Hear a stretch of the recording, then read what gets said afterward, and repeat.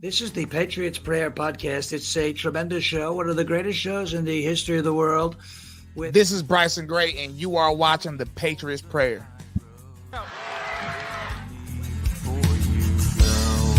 America's falling, they all say.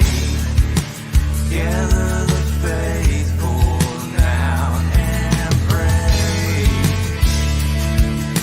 The Patriots Prayer. The Patriots Prayer.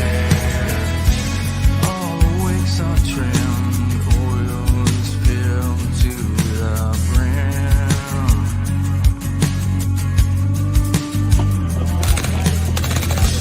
I have been changing somehow. I'm the radical now. America's falling, they all say. Gather the faithful now and pray. The Patriots pray. What's going on, Patriots? Back with another one for you. So this guy right here, this is the first time that we're going to be doing this. We're going to be doing it every week, though. Every single week right here, we're going to be talking about all those conspiracy theories that we all talk about when we've had a few too many, sitting around the bar, sitting on the back porch, that sort of thing. And I just want to give a disclaimer up front. These are conspiracy theories, people. So, get off of your PC soapbox if you're coming in here to try to fact check everybody and blah, blah, blah. We're having fun, and we're going to say what we think and think what we say, and that's what's going to happen. So have fun with it. Chime in. If you guys know about what we're talking about, we're going to be interacting with you. So if you know what we know and more, let's find out. And tonight I have with me for the first time ever on the podcast together, Eric Simkin and Damon Galdo from Political Badass guys, and welcome to the show. And Seth Eisenberg as well. Seth just got done his live. He kicked ass too. I saw the numbers, even in Rumble. McGroin Nation, really did you a big favor. Did you know earlier tonight when Bongino went live, he shouted out Anita from McGroin Nation and the whole crew over there. So to have them, be supporting us in what we do, showing up to our lives. And man, I want to say thank you a lot to those guys. We're going to have Anita on here sooner or later. We're trying to line that up for next week, but we'll see what happens. With that, guys, tonight we're mainly going to be talking about 9/11. 9/11. So 9/11 with a big focus point on bin Laden himself in the World Trade Center 7. So with that said, let's go ahead and take a look real quick. I got several videos about all of this, but let's just take a look at what they tell us happened, what they actually said happened during 9/11 on to World Trade Center 7. Right? Let's take a listen. Here's some basic facts. World Trade Center 7, which was located in downtown New York City, is sometimes called the Solomon Brothers Building, but is most commonly referred to as Building 7. With construction beginning in 1984, it benefited from many modern advancements in building technology. It was a 47-story, steel-framed, fireproof skyscraper standing 550 feet tall. It was 300 feet from the nearest tower, the North Tower, or about a football field away. Even though it was one of the largest buildings in Manhattan, it looked small next to the Twin Towers. In September of 2001, Building 7 would have been the tallest building in 33 states. It collapsed at 5:20 p.m. the afternoon of September 11th. Even though Building 7 was not hit by an airplane, the official explanation for all three buildings that collapsed was that intense fires weakened the steel, resulting in total symmetrical building failure. The official story goes on to state that in Building 7, column 79 gave out first. starting a progressive failure of the remaining columns, which allowed the building to fall almost as fast as a bowling ball would into its own footprint. If a building that size accidentally collapsed on any other day, it would have been as famous as the Titanic sinking. Yet according to a 2006 Zogby poll, 43% of Americans never even heard of Building 7. So that's Building 7, guys. Let me get this off the stage. So the reality of what took place that day, from my understanding, there was nothing that it didn't get hit by a plane and none of that. Bob Hess, who went to the building after 9/11 happened, because that was their emergency bunker. Rudy Giuliani was supposed to be there. All of the heads of New York legislature, they're all supposed to congregate there on a specific floor. And that's where their control center was for the entire city of New York. Bob Hess enters the building. No one is there. And as he's going up the stairs, because the elevators wouldn't work, he gets top. He's looking for everybody. No one's there. He's coming back down. In his own words, and I tried to find all of this prior to us coming on, but believe me, if you go take a look, check me on all this stuff here. You can check me on this stuff. And what you'll find is, as he was leaving the building and coming down the stairs, he said explosions were occurring beneath him that blew him back up the stairs the other way. Now, when all this happened, he gets outside. Larry Silverstein, who was the guy who owned the World Trade Center complex, and just a tidbit of information here, Marvin Bush, President Bush's brother, was the guy who was in charge of the World Trade Center complex, of all the security, as well as Dulles Airport. The first day he did not have to come to work was September the 11th. And that you can get out of Barbara Bush's own memoirs, where she wrote, thank God his contract expired with the state of New York and Dulles Airport on the day that it happened. So very funny, kind of turn of events took place that day, to where he wasn't in harm's way, and nor was he anymore under contract from either of those places. But Larry Silverstein comes on immediately. He did a PBS interview about a week later. And what he said happened was that they got out all the firefighters out of the building and they pulled it. Now, I know, Damon, I remember getting a call from you, work in the contracting field as well as me. In Nevada, in Las Vegas, we pull buildings all the time. It is a demolition term. So when I say I want to pull a building, I mean demolish a building. That is the technical term, their little slang term or whatever. Am I wrong in that? I mean, I don't know how many buildings get imploded in New Jersey, so you're the authority there. Can't hear you. There we go.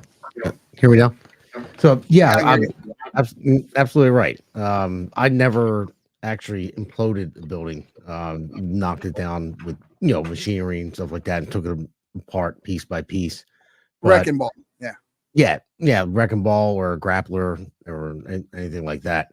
But I mean, Eric was actually there 9/11 and saw it happen. So he's looking up some pictures right now that he has, because he was there when it happened.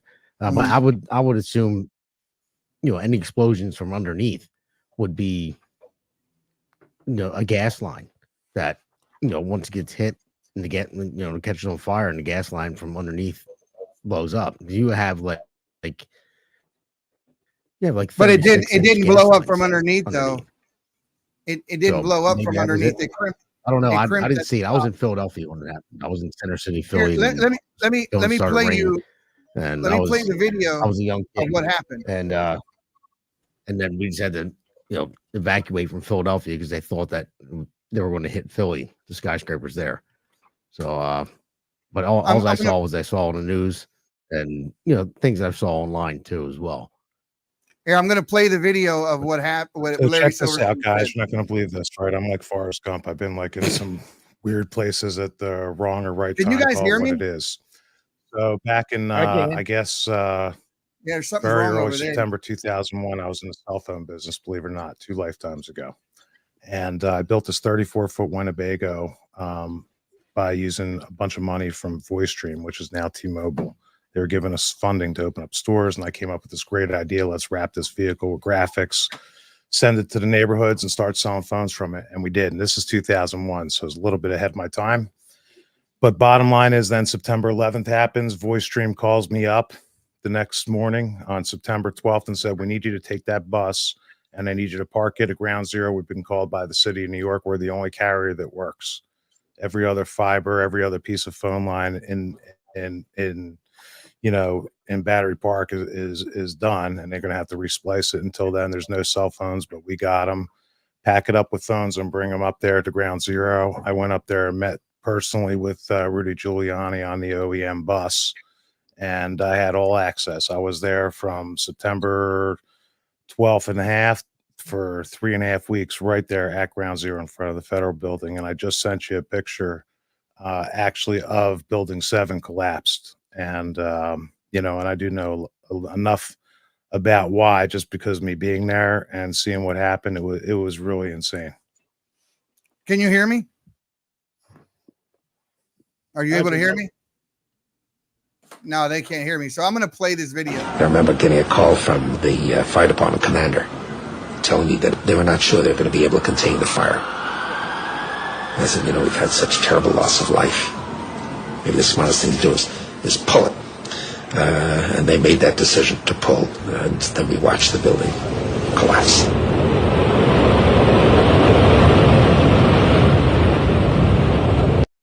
So he said it right there. And as you see it, the building has the quintessential crimp. The building crimps and then it goes down. And then in his own language, you can hear him say, we said pull the building and then we watched the building come down. And the building didn't fall due to a pancake collapse. It was a free fall. And the free fall speed of the building is the most telling. And not only that, the thermite that was found in the air when they tested the air afterwards was littered with residue from thermite. And thermite is how we actually implode buildings. What we do is we go in and we paint thermite on the columns, and we paint it at a 90-degree angle all the way up a building. And then when the building falls, it consistently slides inward to fall into its own footprint. The crazy part about that day is that PBS aired had a whole segment on the Solomon Brothers building falling. Meanwhile, if you take a look in the background, they are reporting that the building fell before it fell. On the latest building. So right here, I'm going to play it for you, and you'll see the reporter saying, and the Solomon Brothers building fell. But if you look over her shoulder, you'll see the Solomon Brothers building. It hadn't fallen yet. And then all of a sudden they lose connection and it goes grainy because assuming that somebody somewhere said, hey, you did it too soon. We didn't implode the building yet. But here it is. Collapse in New York. You might have heard a few moments ago, I was talking about the Salomon Brothers building collapsing. And indeed it has. It seems that this was not a result of a new attack.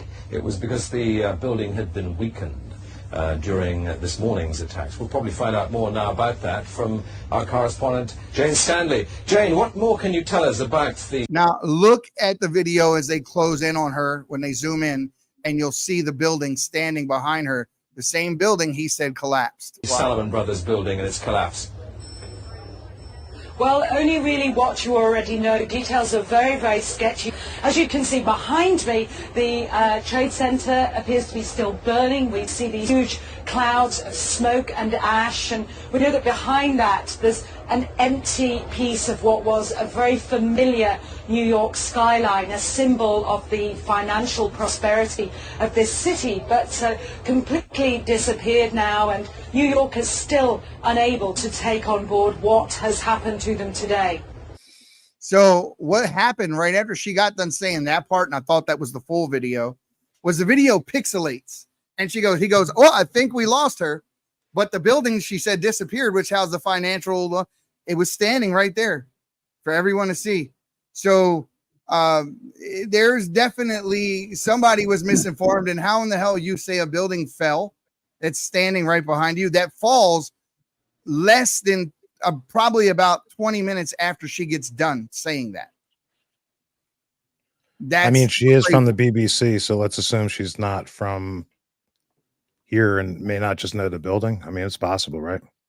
No, she said the Solomon Brothers building, which wasn't hit by an airplane, was none of that. They described the building perfectly, and then say that. And this is not what they're saying. This is what they're being told from people on the ground. Right. So this is not their information. This is what's being told to them from people that were there. And when she gets done saying it, the building falls. Did they ever say who gave him that information? No, come on. No one's going to ask the question. I'd like to know where the damn black boxes are too. To be honest. Well, that I will tell you, they did find the black box because I saw them find the black box, and that was on Church Street in a cemetery, right on Church Street next to the Hilton, which also had sensors on it for weeks because it was wobbling. Yeah, at nighttime they had laser sensors on all four corners, and I was parked across the street from it. We abandoned a couple times. It was rough. Yeah, they never made the content. So Jesse Ventura did that show, Conspiracy Theories. Yep. And he went around and he interviewed all of these people, including the woman on the inside of the Pentagon who ran out of the hole that was made there that day with her baby in tow in her hand. And he interviewed a lot of people in that episode that said the same thing that Eric just said, that they did find the black boxes. But the official story to this day is that they didn't find any of the black boxes. The 168 cameras all pointed at the Pentagon from gas stations and hotels and all that across Washington Boulevard. They all failed. Every single one of them failed at the same time on the same day. Vigilant Guardian, which was the operation of the drill that was being ran that day where U.S. fighters were chasing the imaginary Russian MiGs, also had a training book that had the Twin Towers in the crosshairs. So when Condoleezza Rice came out and said, we could have never imagined or trained for such an event to take place. Well, you did in that day. If that's the reason why the guy in the flight control said, is this real life or is this drill? Right? Because there was a drill of what actually happened on the day that it actually happened. It was called Vigilant Guardian, if you want to look it up. So there are a lot of things that took place this day and a lot of ignorance, willful ignorance by our own media to tout the official story when like how many hijackers got in and who they were and all of those kinds of things, passports flying through burning buildings out of airplanes that were in perfect condition, of people that ended up being found alive in Afghanistan. They weren't even there. They're like, how do you have my passport? I'm right here. I wasn't there. There's just a lot of things. It goes back to when the Democrats said they'll let a good, disaster go unused. It was a cover up. I mean, that was Rahm Emanuel that said yeah. And let's not forget the history goes back beyond that, down back to the USS Cole that was bombed by Bin Laden. Yes. Okay. So, and then you have the 1990 bombing attempted, bringing down the Trade Center. That really was out of sight, out of mind, and it doesn't take a whole lot of effort when you have a total breakdown of all of your authorities and rules, regulations, and how those things are contemplated and acted out upon by enemies of our state, including members of our state. Including members of our state. Yep. Because on September the 10th, Donald Rumsfeld held a news conference where he said $2.3 trillion was misappropriated by the Pentagon. And where the Pentagon got hit was where they housed all of the financial records. And then that whole investigation of that $2.3 trillion just goes away. No one ever finds out anything. No one's ever investigated. It just kind of goes away. Just like the WorldCom and Enron situation, they said would have broke the U.S. market. That disappeared overnight as well. And I could have sworn, I remember hearing or reading something that prior to that, they arrested somebody in Germany who told the German police he knew something was going to happen in New York that week, but didn't know what. But he wanted to talk to the American FBI to let them know, and they didn't let him talk. And I can't remember where I heard that from. And I agree, and I can't help but go back and mention that the people of Enron, who work for that company, many for decades of their life and their professional careers, that was at the expense of them and their pensions, because they all lost everything. unfairly. Yeah. Yeah, everybody remembers like they were doing like magazine covers and the people of Enron, and they were like doing they were all over the place with, you know, they were trying to put them in magazines and centerfolds, and then all of a sudden overnight they just disappeared completely. Gone. Yeah, I don't know about all the conspiracy theory with 9/11. I was young when it happened. I look at a bunch of things, but thinking about it, when you have an airplane that hits, you know, the top of the building and the jet fuel is burning, and it's enough to knock the monocoat that's on the steel, knock that off and melt the steel. And then it was I think it was a hammer effect, just boom, boom, boom, boom, boom, But it boom, wasn't. coming down. But it wasn't, though, because the building fell in 9.2 seconds. Steel doesn't lose its structural integrity until it gets to 3,000 degrees Fahrenheit. The fuel inside of an airplane only burns at 1,200 degrees, which is like kerosene-based fuel. So you wouldn't have had the building fall due to the fuel inside of the airplane, which most of the fuel inside of the airplane went up in the air in the initial contact with the building when you saw that big plume of fire. Then if you say the pancake collapse theory, which is the one that you had, I worked at NIST at the time when this happened, and they tested the conditions to try to recreate that pancake collapse over and over and over again and couldn't do it. Now, the way that the building fell was 91 stories. It fell in 9.2 seconds. So it didn't pick up speed along the way and continue. If you would have dropped a brick from the roof at the same time the collapse started happening, that brick would have hit the ground the same time as the roof. It had no resistance whatsoever from the top to the bottom, straight down. Well, you are right about that. It's an exoskeleton building, though, and I will tell you. So you should have still had the elevator core, the shafts and stuff like that are dead center. Here's the problem, though, is that when I looked, and I was there pretty early on, they were still bucketing, you know, small debris out. But at the end of the day, how many doors do you think were in that building? 50,000 at least doors, just doors. Mm-hmm.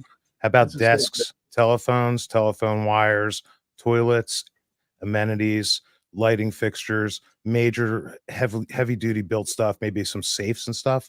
When I tell you that at the bottom of that hole, at the bottom of that tower, molten, there was nothing but long pieces of steel being carted out in trucks after truck after truck for miles. You know what they did with that? Days and dust. There was nothing recognizable, like a door, a toilet, a sink.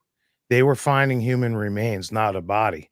And they would have to tag each piece that they found, DNA tested on site, put it together with other pieces, and ultimately DNA test together and send them to family members. I mean, it was dust to dust. It was insanely amazing.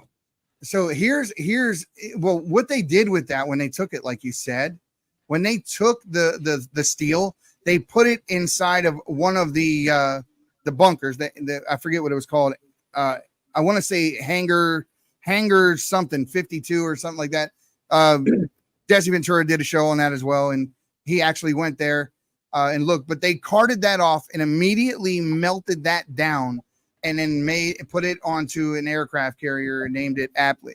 They did not allow for anyone to do any investigation. In fact, Bush signed something before and after to prevent investigations prior, because Ariel Sharon, the leader of Israel at the time, told him days before that that they heard chatter about this happening. Putin actually did it as well. And Odago, which is an Israeli instant messaging company, caught several messages telling them that this was going to happen. And the funny thing is Israel was so adamant that this was going to happen that they actually had a lease, which they broke 7 days prior to this occurring and moved out prior to it happening.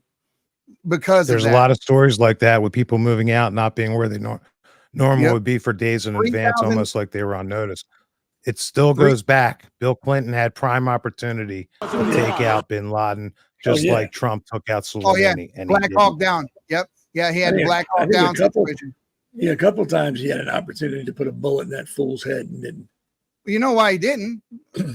Bin Laden worked for the CIA.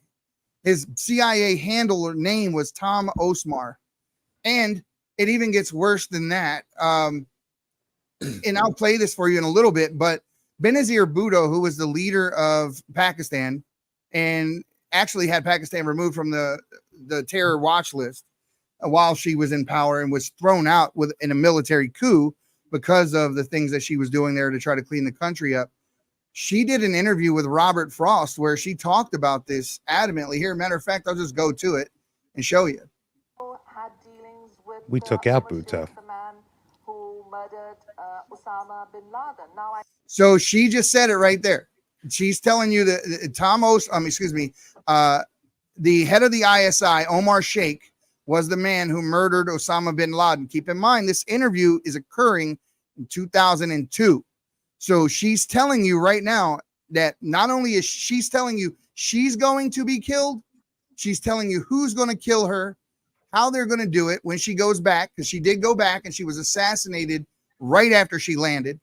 But right here in this interview, you'll hear her say, Omar Sheikh, the man who murdered bin Laden, which was the head of their, what we would call our CIA, they call the ISI in Pakistan. Listen. The man who murdered Osama bin Laden.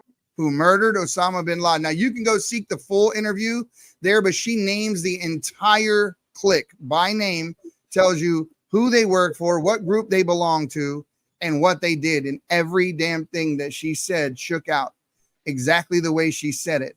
With the exception of, we continued to tell people that bin Laden was alive and fine, doing videos, saying what's up to everybody. And then we went over there, killed him, and then with no witnesses at all, threw his body off into the water without so much as a photograph to verify his identity.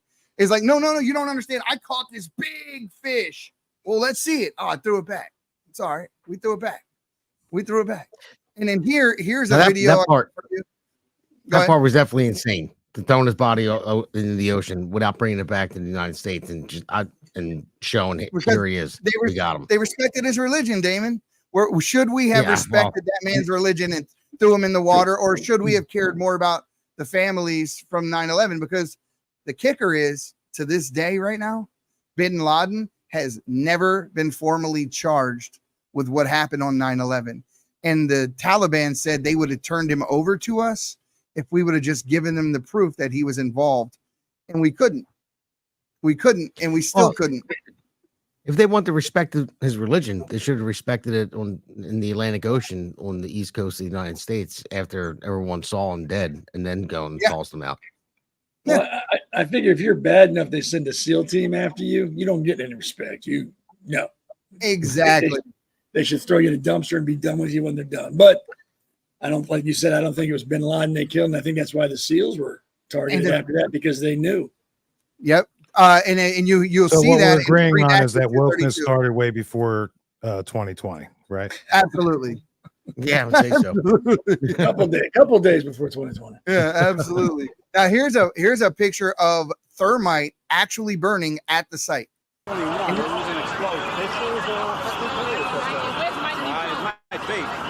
That is molten steel right there, which is what happens when you apply thermite to a steel beam. This dripping, this liquid that's falling off of here, that is 100. That's 100% thermite in that picture. There's no denying that is thermite. That's what thermite does. And you can just Google thermite, and you can see people testing it all day long. You paint it on a girder, and it just needs a little spark, and it will just eat up whatever the hell it's on. Just eat right through it. Steel, iron, it doesn't matter. Wow. You sure it's not a coating from the stainless steel exterior? No, that's molten steel, which was still under. I know. I mean, these are bewildering. They're bewildering, but I don't know. Tough to say, right? Yeah, definitely. Yeah. Absolutely. I'll admit I'm completely ignorant about what you're talking about, so I'm just going to sit here and nod because I have no idea about structure. I told you I was in the communications business. I was far from anything having to do with structural steel. Yeah, according to some estimates, we cannot track $2.3 trillion in transactions. Here, let's hear it again. According to some estimates, we cannot track $2.3 trillion in transactions. 2.3 trillion with a T. and that was on September the 10th. And Well, this was the same guy the that number's 6 trillion now each year, roughly. well, he not only that, he also said that the plane was shot down over Shanksville, Pennsylvania. He said it in his own interview. He said the plane that was shot down over Shanksville. I'll try to find that footage so you can hear it yourself. Yeah, well, 2.3 trillion is a pretty good motive. Yeah, I would say so. Hide that up. I would do a lot for that. Yeah. Yeah. What would you do for a Klondike bar there, Damon? What would you do? So I found the footage right here. I'm gonna download it and I'll play it for you. But they, this is why it's just so important, guys, that the government is on the level with the people, because when you're not on the level with people, conspiracy theories form, and then people start having to come up with their own versions as to what happens. Now, although we can say for certain, we can point out some lies that are just on the surface, absolute lies. We don't know what really happened, right? We don't know the inner workings or the details of what happened, but I am 1,000% certain that those people in charge do. And the fact that they do and we don't, and all we can do is call out the fallacies in their story. All of us have a sense if we. So here it is. Here is Donald Rumsfeld saying that the plane was shot down. I think all of us have a sense if we imagine the kind of world we would face if the people who bombed the mess hall in Mosul, or the people who did the bombing in Spain, or the people who attacked the United States in New York, shot down the plane over Pennsylvania and attacked. Shot down the plane over Pennsylvania. Now, you are in the communications industry, Eric, right? So you know about cell phones and how they work and that sort of thing. Me as well. And the planes back in 2001, they used to be equipped with the little phone on the back of the seat. Remember, you had to put your credit card and all that kind of stuff. Yeah, but if you had a me either, like $100 phone call from the air. But if you were to break out your cell phone when you're at 30,000 feet, 20,000, even 10,000, it doesn't matter, going 500 miles per hour with no cell tower, would it work? Chances are no. Less strong over the ocean, maybe. No, yeah, it wouldn't. So the phone calls coming from that flight, United 93, I believe it was. So I always wondered that myself. Like, how did they make those phone calls? They weren't real. We can make them phone calls right now. We have AI. You think they didn't have it back then? They had it. They had access to all the stuff that we're playing with now 10 years ago plus. But the thing what made us ask the question, or at least say something's funny about this, is that when the guy called his mother, right? It was two calls. It was one from the stewardess to her husband, and then there was the one from the guy to his mom. And the guy that made the phone call to his mother said, "Hi, Mom, it's blankety blank." And he says his whole name, your son. And so when you call your mom, do you identify yourself to your mom with your first and last name? "Hi, Mom, it's Eddie Smith, your son." Like, no, speaking to the mic, I don't think he heard you. What kind of, but at the end of the phone call, he goes, "Let's roll." Roll where? Roll where? This was the story that they were trying to build, saying that the plane was taken over by passengers and that the passengers crashed the plane, when there's several eyewitnesses that said that's not at all what occurred, that they saw the plane get shot down. They were at least no less than 8 or 9 that I saw myself, with people saying that one lady said she had her minivan was taking her kids to school, and the smaller plane that came over top of her vehicle and then swooped up was like twice the size of her van, but it wasn't a passenger plane, and that's what shot down the plane. And they couldn't find anything of that plane in Shanksville. Matchbook size pieces were all that was found. No luggage, no bodies, none of that kind of stuff. They didn't find them. We had planes that hit the sides of mountains. We have almost 100 years of aviation history, right? Planes hitting things, wrecking, crashing. It didn't matter. There was always a black box. There was always a plane. There was always bodies. But 4 different times that day, 4 planes crashed, and all 4 planes disintegrated. They said it never happened in aviation history ever. Not even one time ever until that day. And then it happened 4 times on the same day. That's quite a coincidence. You know, In the words of the great Stephen K. Bannon, there really there's no conspiracies, right? But there's definitely also no coincidences, right? Or is it the That's opposite? right. No coincidences, no conspiracies. Either way, it works, and there aren't. But I will say this: I don't think there's too big of a question of Pennsylvania being more than a coin toss as it being shot down. I mean, I don't think there's even. I don't blame them them for shooting it down. Honest to God, Yeah, if no, I mean, because I wouldn't either if that was going towards, if it's going towards the Capitol. I don't remember. Was there a joint session here there that was, day? I don't know. Leon Panetta was down there, and so was Dick Right. Cheney. So Dick Cheney was the head of NORAD that day. It had never Right. So, happened. I mean, I where don't the think the military public wasn't. really would have a problem knowing that. Like, we're if you really understand reality, mathematics, calculus, whatever they're using to map out these political issues and decisions or whichever, it's just reality. So I think where we are today, I think we're a little bit further along with being able to deal with the truth. At least more than half of us are, right? Yeah, I mean, I always thought it was shot down myself. To be honest did with you. I. And So did I. if they admitted it, I would understand. The story You know, goes like this. The story That's goes crazy. that Leon Panetta walked into the room where Dick Cheney was, and he said, "Sir, the planes are 30 minutes out. What do I do?" And this is the story he said to the 9/11 Commission. He said, Cheney whipped his head around and said, "I told you what to do. Nothing. Stand down." And then he said he came back when the planes were 20 minutes out, and he said, "Sir, they're 20 minutes out. What do I do?" Nothing. And he said he got all the way down to like 5 or 10 minutes or some low number. And he said, "Just what I told you, nothing."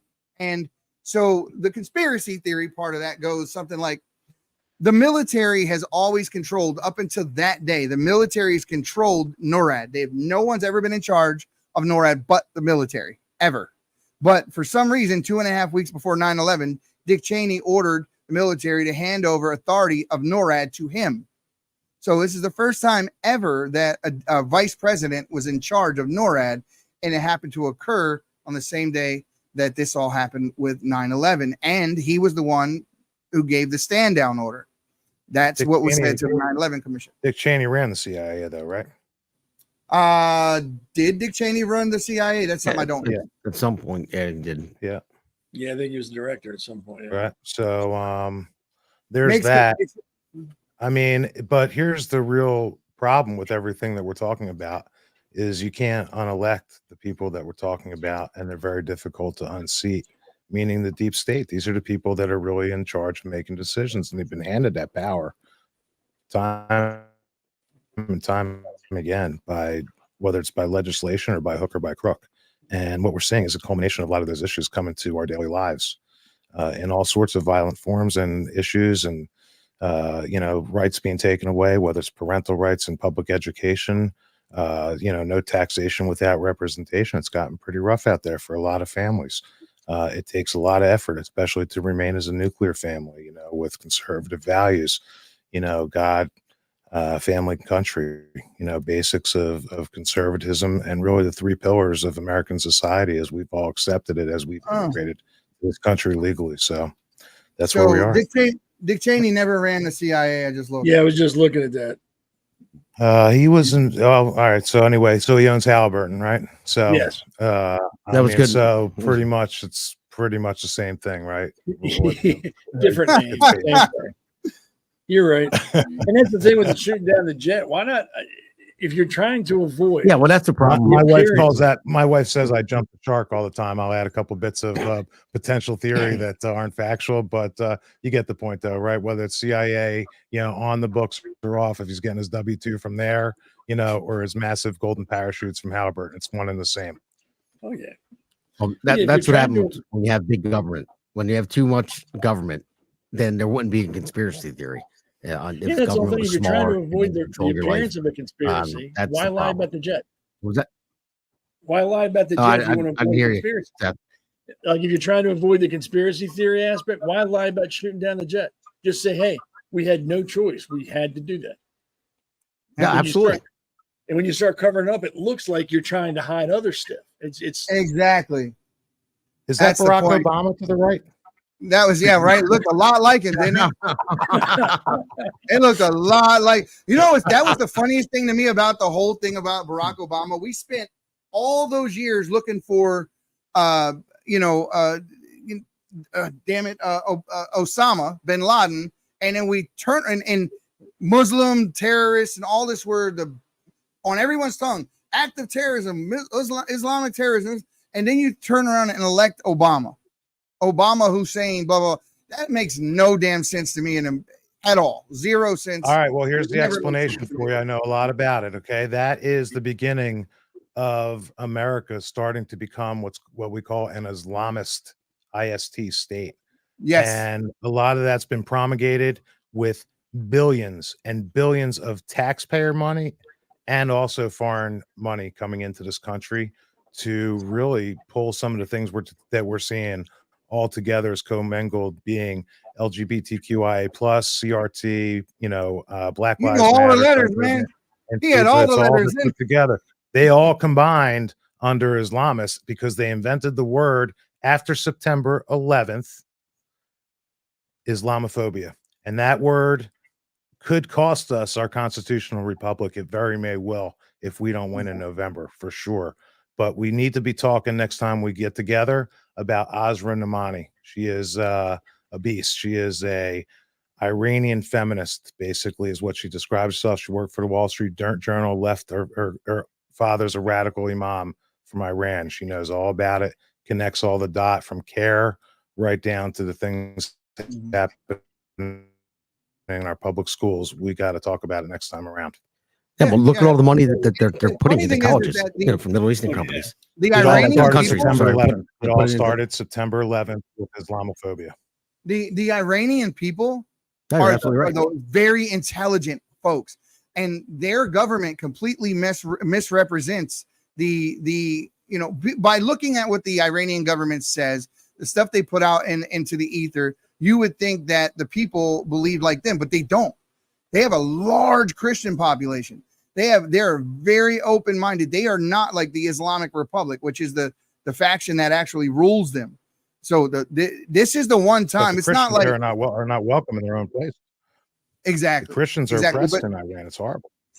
They are. They have to keep it very secret what they're doing and that sort of thing. But the Iranian people will beat folks for holding hands in public. Wearing certain clothing or whatever the case may be. They murder their political dissidents right in the street in front of everybody. They don't just they don't just beat you for that. They'll behead you for not wearing the appropriate. They're pretty extreme over there. They don't play around. Yeah, but the people have a completely different outlook than, say, what happened after the Shah of Iran came back and all the way up until Ahmadinejad took office, and the way that they were touting, what their government was trying to do on the world stage. The people disagree with them. I see so many Iranian people put out footage and just content disagreeing with their government, doing it secretly, of course, or doing it after they leave the country. But yes, they are not like their government whatsoever. It's not like the Palestinians in the Hamas, which are 80-90% one and the same. So that's. Well, didn't the new president? I do know that. Who wants to be oppressed? I mean, they oppress their own people. I mean, the rule of law there, but that is the problem. Actually, look at how many school board members, if you look at their associations, and unfortunately, there's just a lot of radicalization going on when a school board member, they're looking for public, call to prayer in a public institution like that is a crisis point for that area in our country. It's happened. You're 100% right. You're 100% right. The new president in Iran, is he more of a friendly? So here's a side-by-side, guys. This is an apartment building or an office building or some kind being demolished. This is Solomon Brothers, side by side. Watch.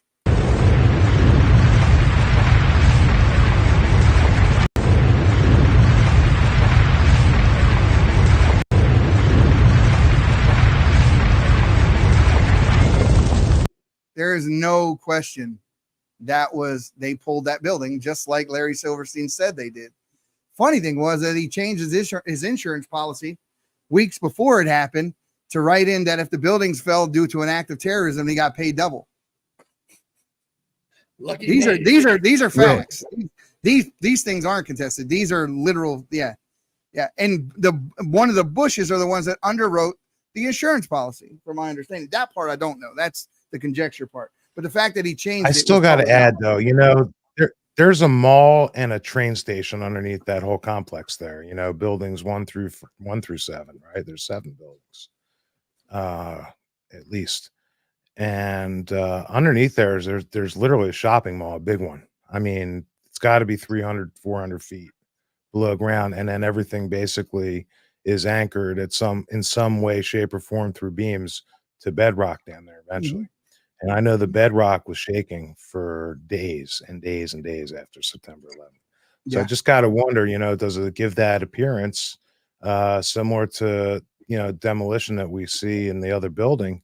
Did it just literally fall in upon itself because it had, a 400-foot head start potentially, or even deeper? I think it is. Well, it might be more like 1,000 feet down there. William Rodriguez, who was the head maintenance guy for the complex, he did an interview. He did several interviews, in fact, and he was interviewed by the 9/11 Commission, and he said that the buildings were cleared out 2 weeks before.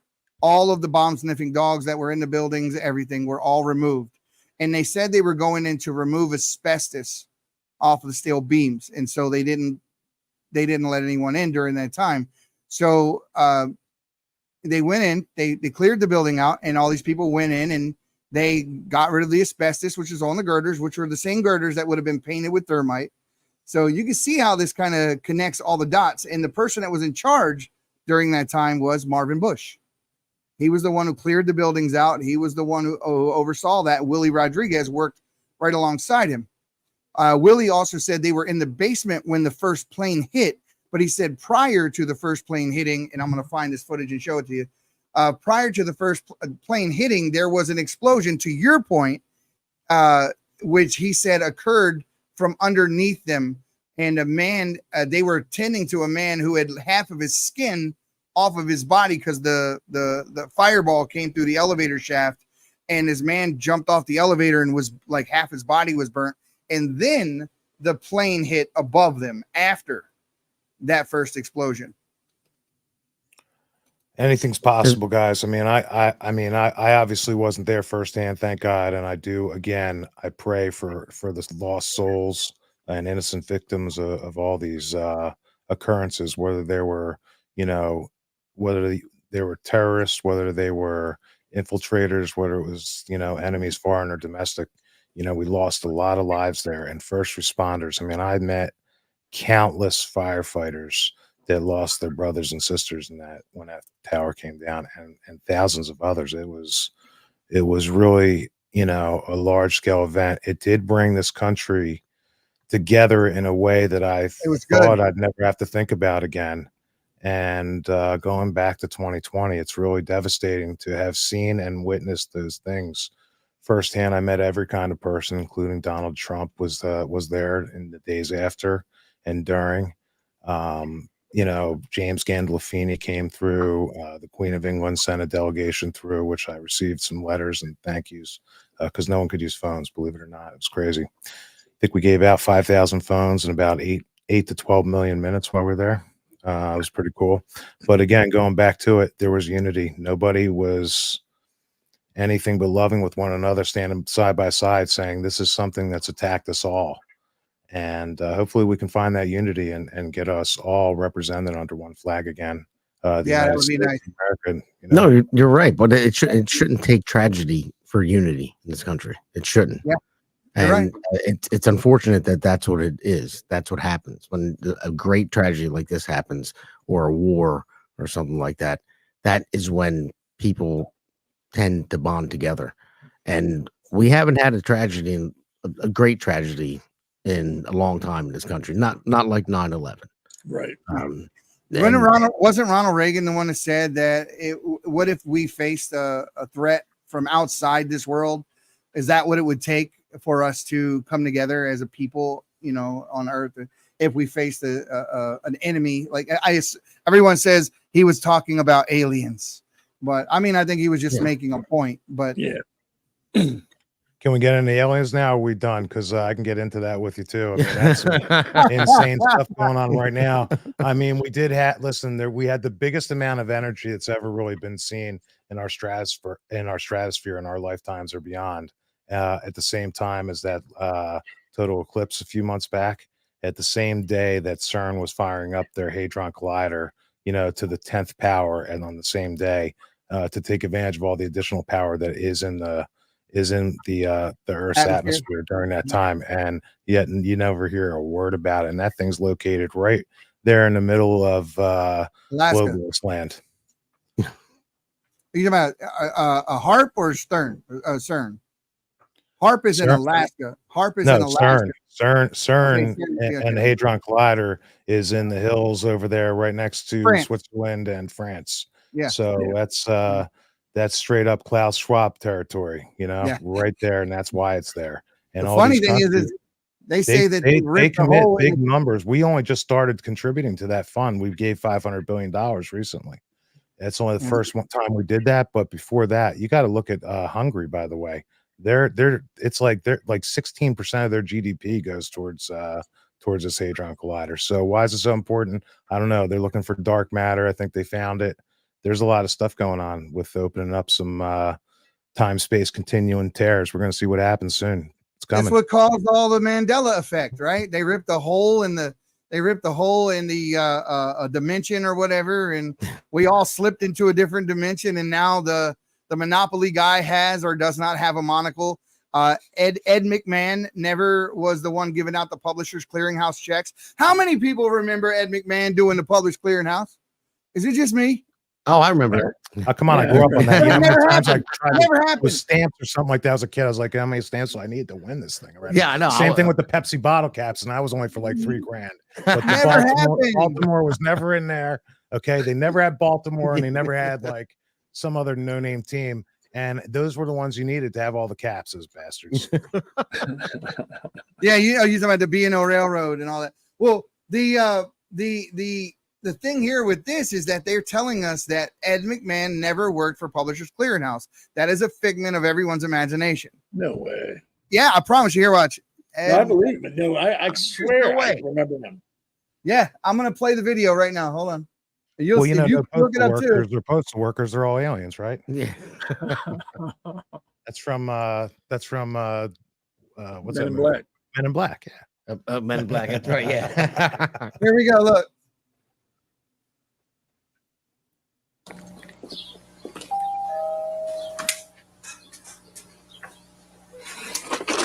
Mrs. Abruzzo, I'm Ed McMahon, and we're signing up people for. Yes, I am. Yeah. My friends, I gotta hit you with some truth. The entertainer Ed McMahon never worked for Publishers Clearinghouse. He never showed up at the doorsteps of people handing them out. Worked for Kirby Vacuums. In any of these commercials. This is a false memory experienced by myself and many other people. And as you know, it is a Mandela effect. Miss Murphy, Ed McMahon, we're starting up. No. We really do come true. Now, clips of that commercial show people generally being excited for Ed McMahon to show up at their door. And although he's offering some complete other product, they're excited in this sense, like they're about to have their lives changed and like they're going to win something big. Now, why would that be? When in fact, Ed McMahon never handed out checks and never was associated with Publishers Clearinghouse, never had his face printed on the envelopes, as so many people remember. And those envelopes are a big one too, my friends. A lot of people think they remember seeing like a drawing of Ed McMahon, like an outline of him on these envelopes for Publishers Clearinghouse, when in fact that never actually happened. Do you remember seeing one of these envelopes? A lot of people talk about a commercial from 1994 where McMahon actually shows up and hands a woman a check, actually presents it to her. However, many people have gone out on the internet and searched for that video, and they cannot find it. They don't seem to believe that it exists after looking for it. There's also a clip from the Golden Girls. There's a clip, you'll see Betty White, you'll see they're getting all excited. They get a phone call like they won something, and then they talk about Ed McMahon as if culture made these references in multiple places that he was the guy that would bring you these big checks and let you know that you won all this money. Check it out. What? I'm one of the winners of the Publishers Clearinghouse. Ed McMahon wants to see me right away. And that's only one thing. There was references that are found in Rose. But that, to take his long speech and cut it down, it never happened. It never happened. Wait, let's set it straight right now. Ed McMahon was never advertised as the person delivering the prizes. It was the prize patrol, was it not? The black van with the little thing, couple women, dude gets out, looks more like I don't know, more like not Ed McMahon, but his the guy from that owns all the TV shows. Ed McMahon worked for American Clearing. He actually worked for American Clearinghouse, Ed McMahon, but he never worked for Publishers Clearing. Oh, there you go. Okay, gotcha. All right. So what will be one question? So he delivered Pepsi, not Coke. Yeah, I'm just curious though. One question: what will be the point of a conspiracy theory with Ed McMahon not actually delivering the checks? Like what is the gain from that? It's just a false memory. So what they call the Mandela effect. Oh, right. It's like it's in the Matrix. It's like deja vu. Yeah, we think we all remember things that never actually happened. That's the Mandela effect. So was it Jiffy peanut butter or was it Jif? Oh, I think it was Jif. It's Jif. Yeah, for sure. It's Jif. Yeah, Jif. Yeah. It was Jif. And now let's see what else.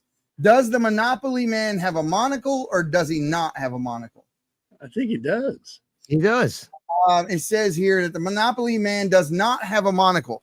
I remember a monocle. Yeah. I can see the monocle, everything. It's not real. I don't know.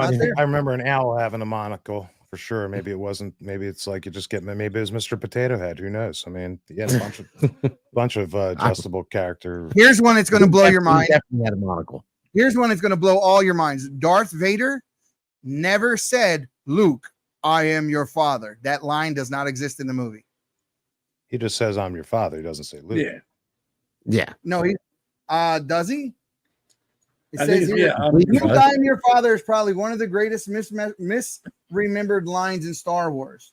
However, it says here, he says, the line is simply, "No, I am your father." Yeah. So there it is.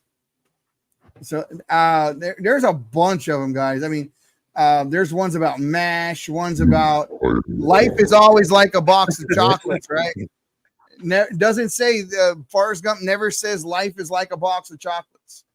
Never said it in the movie. I didn't hear it. MASH viewers remember the death of one main character, Colonel Walter Radar O'Reilly, portrayed by actor Gary Burnoff. However, the character remained alive and well until the send-off episodes in season 8, where he went home. So there are quite a bit. And so the theory goes that the Hadron Collider ripped a hole in space-time, and all of these things that we think we remembered are not actually true because we're in a different dimension from the one that we were originally in, where these things did happen. Very possible. It could be too that it's like the book I read when I was about, I don't know, 9 years old, and it was like saying like every time you blink is when reality is occurring. Everything else is just a dream. Well, here's the thing. They actually did prove something like that. How about that conspiracy theory that the moon landing was staged? Oh, the moon landing was false. Yeah, I'll go on record saying that. He even said that we watched animation, right? He even said it on the Conan O'Brien show. He said there was no cameras on the moon, which is why everybody doesn't think that the moon landing exists, because we were able to tear those pictures apart, proving that is not like, for one instance, they took a picture of the moon lander and a mountain range behind it. Then there was another picture of the mountain range without the moon lander. So if the moon lander is not on the surface, How in the hell did you take the picture? Right. And then in the old days, there used to be dots on the picture. Every so many inches, there were like little dots, and they would be in a line each way across the picture. Well, there were several pictures that were doctored. And remember, there are no stars in the sky behind them when they landed on the moon and planted the flag. Not one star in the sky. And the flag was blowing in the wind. There's no wind in a vacuum. So yeah, it was cloudy. That's why you couldn't see the stars. It was cloudy on the moon. No, it was black as night. Completely black as night. And there were 2 light sources, and there's all kinds of things like that. But the thing is, for me, is that the Russians were supposed to be racing us to the moon. And the Russians racing us to the moon never happened because we went and they never went. They never even tried. And we haven't been back since 69. Right. So if we did go, we haven't gone again. And they did try, though. They failed. They were there 2 days later from the lunar landing. No. Which rocket was that? Fact check me on that one. I remember I watch a lot of Ancient Aliens, I'll tell you. Probably more than most. George Norrie. I love George Norrie. I recommended daily allowance for about 15 years. I mean, George Norrie is a great guy. I've had conversations with George Norrie, and he's just a cool. I mean, this is the guy you want if you're like at a get together and you want to sit down and have wild conversation. Him and Art Bell would be, and they didn't like each other, by the way. Art Bell and George Norrie did not like one another. Art Bell felt very slighted to have Norrie step into his spot and take Coast to Coast over. But in rest in peace, Art Bell, he was great. Friend, I got a question for you. What's the deal with Skinwalker Ranch, man? I'm seeing a big anomaly. 30 feet up in the air, a rocket goes right through this around thing, it. It went around it. It changed its flight path. There is 100% a Hadron Collider right there. That is a portal. No doubt. Something going on there. I mean, but how are they watching on TV? How are we going to watch this out? Like, if there really is something, wouldn't you think we'd know already? Because, like, it'd be on different news. Yeah. Quick shout out to Patricia Ray, PR infidel. She's been a listener for me. She was around in the early days of the podcast and still around. Patricia, I hope you're doing well. But you're right. Yes, Skinwalker Ranch is crazy. Is definitely something going on there. Portals open and close. There are beams and anomalies that show up on infrared that you can't see with the naked eye. There are just radiation appears out of nowhere and then disappears. They can't dig there. There are just tons and tons. And also Mystery at Blind Frog Ranch, which is right next door. Frog they're digging through that thing, man. Who knows? They're pulling. Where'd they pull the green gel out? Is that from there? Blind Frog? Yeah, that's it. Yep. Holy crap, man. I want to see what that is. The green gel. Yo, they've got, I'm telling you, there's some. They're looking for a treasure. Cross-dimensional, whatever you want to call it, fabric, space, time, continuum. I'm telling you. And it's right on the ley line. All happening right there, right around the corner from him. Are you sure it wasn't chromium? Listen, they landed in the guy's backyard too. Your neighbor over there, not too far from where you live. Listen, those are like real deal gremlins or whatever they are. Seriously. I sure was the chromium. I was doing a job up in Jersey City, and we were digging. We're doing the foundations. We dug up chromium, and that looked like kryptonite. It was glowing green. Well, that's cancerous. You shouldn't be digging it up. No, we didn't know it was there until we found it when we were digging it. And then we had to call hazmat and come and they had to take care of it and put it in barrels and ship it out. You find but it looked like it's too. Here's what they did on fuel rods from a nuclear facility. Maybe Blind Frog Ranch took dirt. They were digging. They're looking for treasure. They believe that the natives that were there dug some holes and tunnels and buried a bunch of treasure in it. That's why they're there. But one of the things is their metal detectors were going off in one region of the ranch. So they took a bunch of dirt, which appeared to be giving them, hits on their detectors. So they took this and they smelted the dirt, just the dirt. And the dirt, when they smelted it, came out pure silver. And they did it over and over and over again. And it kept, and then when they dug down, they did find another element. But this element was something that comes from outer space, and it's extremely rare, more precious than platinum and gold. And they found an abundance of it on on Blind Frog Ranch. Let me find out what it was while you guys are talking. Let's talk about elements. How about element 115? Is that the number 115? Art Bell had a piece of it. Man, a piece of it. I mean, that's antimatter. That's basically, free, it's like an easy path for the planets, man. I mean, for the universe. What was it? That metal from It's the Avengers? No, it's literally what this guy said that he worked on, and they all thought he was crazy, tried to condemn him, put him, discredit him, deep state type stuff from him talking. What was his name? And your boy from out there in Vegas exposed it all on the news. Eddie.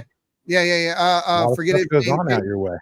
Yeah, his name is the one who works for KLUC on Channel 8.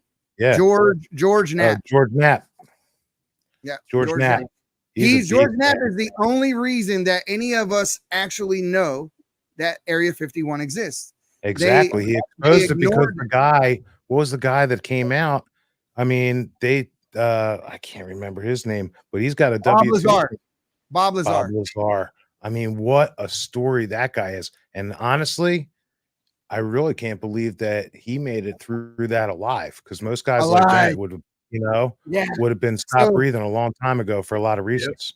So let's recall some of Bob Lazar's story real quick. This is wild, guys. So Bob Lazar says there's he was 7 ships, and they all fly around the universe at will with the anti-gravitational force that runs this element 115. Swore he was crazy, set him up like with a porn star, basically. Okay, discredited him with the porn star. Did they not? Google that. So I'm telling you, I'm an addict on this network, man. I've watched a lot of these episodes, Ancient Aliens, you name it, man. I know them all, and that's what happened. And this guy, they discredited Bob Lazar. Had him driving around in an 84 Corvette, remember, right? Then they hooked him up with a porn star, got totally discredited, but then they found his W-2 from the Navy. Yeah, well, not only that, they found his W-2. But he worked at S7. He also outed an entire branch of the military that no one knew existed. Yeah, S7, which is really now the Space Force, basically. And S7 was a separate whole facility in Area 51 where the real deal Holyfield was was going down. You're talking about S4, area S4. S4, yes, S4. So S4 was it's inside the mountain. So it's in the mesa, it's in all of them. Yeah, it's in the mountain, and so it's right on the other side of 51. We're just they not allowed found to his know name yet. in the Rolodex. That's how they found out he was really there. His name was in the phone directory, even though the government continued to lie and say he never worked for us. He's never full of it. There. No, they went in. He got threatened many, many times. That's why I'm telling you, I don't know how he's alive. But then they found out that element 115 does exist, and it does what he said it does. And the propulsion techniques that he said that these things are physically feasible now. Didn't they add element 115 to the periodic table? Yes, it's on the periodic table. Yes, it is. It's on the periodic table. They crucified this poor guy. Yeah, he still lives out here. He doesn't live too far from where I'm at. They busted him out broke, man. He owned a scientific laboratory company, sold all kinds of chemicals and things for chemistry. He's a genius. I mean, he's literally a rocket scientist that he used to drive a rocket to work. And he used to drive a full-on rocket to work. He redesigns and reverse engineers alien technology. I mean, he's a rocket scientist. That's what he said. Going on in a town near you too. I'm out here in Jersey, where you had RCA that was out in Morristown, New Jersey. It's now Lockheed Martin. It's basically the skunk works for the intelligence. Raytheon, BAE that's system. Where it's going down. They privatize all that stuff. That stuff doesn't show up on any budgets. There's no Senate. There's no budget committee hearing on what they're spending on stuff, because that's all going to. It's the same thing as an NGO, but for the military apparatus, right? Well, so they're not just moving. They're not moving illegal aliens through our communities. They might, they're dealing with all kinds of aliens.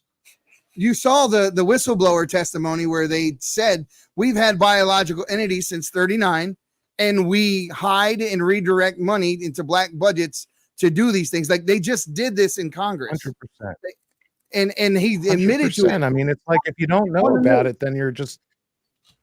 It's like it's almost common sense. It's like, how would you explain this stuff? I mean, it's crazy. The amount of money that's coming in.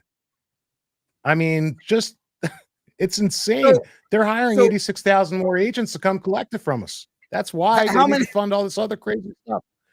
How many people actually believe in UFOs? Like they're from another planet or so forth? Like right? 4 out of 4 that I know. Well, I Like, mean, like, I would say you that believe they're from another planet? Yeah, they're from a whole different I don't planet than know. ours. I mean, I think they're from I here. don't know. They could be from our past. I don't know. Listen, the Earth could only be 8,000 years old, and it slowed down. Turning. I don't know. I wasn't around 6,000 years ago. Neither one of the other people. But I'll tell you this: these scopes that they're putting out in space now, they're saying that they can see almost to the beginning of the Big Bang, if it really was what happened. They're saying that they can see back in the time. So you don't think that once they can see back in the time, they're going to be able to see forward in time, right? Well, it's a loop, isn't it? Yeah. Well, every time you look in the sky, MC and see a squared. star, you're looking back in time because it takes so long for that light to get down there. So you're actually looking at. They looking only back in put this time. thing up a couple weeks ago. They're already seeing the light. But I believe that Go ahead. you can't have Oh. galaxies out there, that would have and say that we're the only planet that sustains life. There has to be. Yeah, there has. I mean, to I think under those circumstances, it would be arrogant to say that we were the only planet that had life. But that then there's the flat Earth theory and all of those things, which say that those things are hanging in the sky and the Earth is a plane that doesn't go around because it's 25,000 feet round, according to scientists, which would mean every 1 mile you drop off 8 inches all the way around the Earth, and that's the circumference of the Earth. Well, if that happens, how is it that we look up in the sky and see like the North Star, for instance, right? If I go set my telescope up in the backyard right now and I point it at the North Star, remember this, we're spinning 1,000 miles per hour and we're being thrown through space at 16,000 miles per hour. So we're doing this and we're being thrown. So if a star of any kind was excuse me, let me get my hands in it, was orbiting our planet, no matter how far away, in order for us to see that star as we're spinning 1,000 miles per hour, that star would have to be spinning exponentially faster around the outside of us for it to stay in the same place every night. You shouldn't be able to go outside 2 nights in a row and see the same stars. For the same reason why you should not be able to jump up in the air and not land on the same place, right? But we do. Well, no, that's inertia. That's inertia. That's different. You're right. If I jump up and down, in a car, I'm still landing on my car seat. But a planet, light years away, that shouldn't, or a star should not be in the same place next night or a week later or any of that. We shouldn't be able to see them consistently the same way. Well, with that argument, shouldn't you lose sight of it after like 5 minutes? With that argument, if it's doing that, shouldn't we lose sight of that star like in 5 minutes? It should move. Right. Either that or the light, which we see from most stars, they say is long dead by the time that we see the light because they're that far away. Exactly. By the time that light travels down to Earth, you're looking back in time. When you see a star, it could be dead for years, and you're looking. But would it stay in the same place though? Would it stay in the same exact spot? If it was coming from that spot.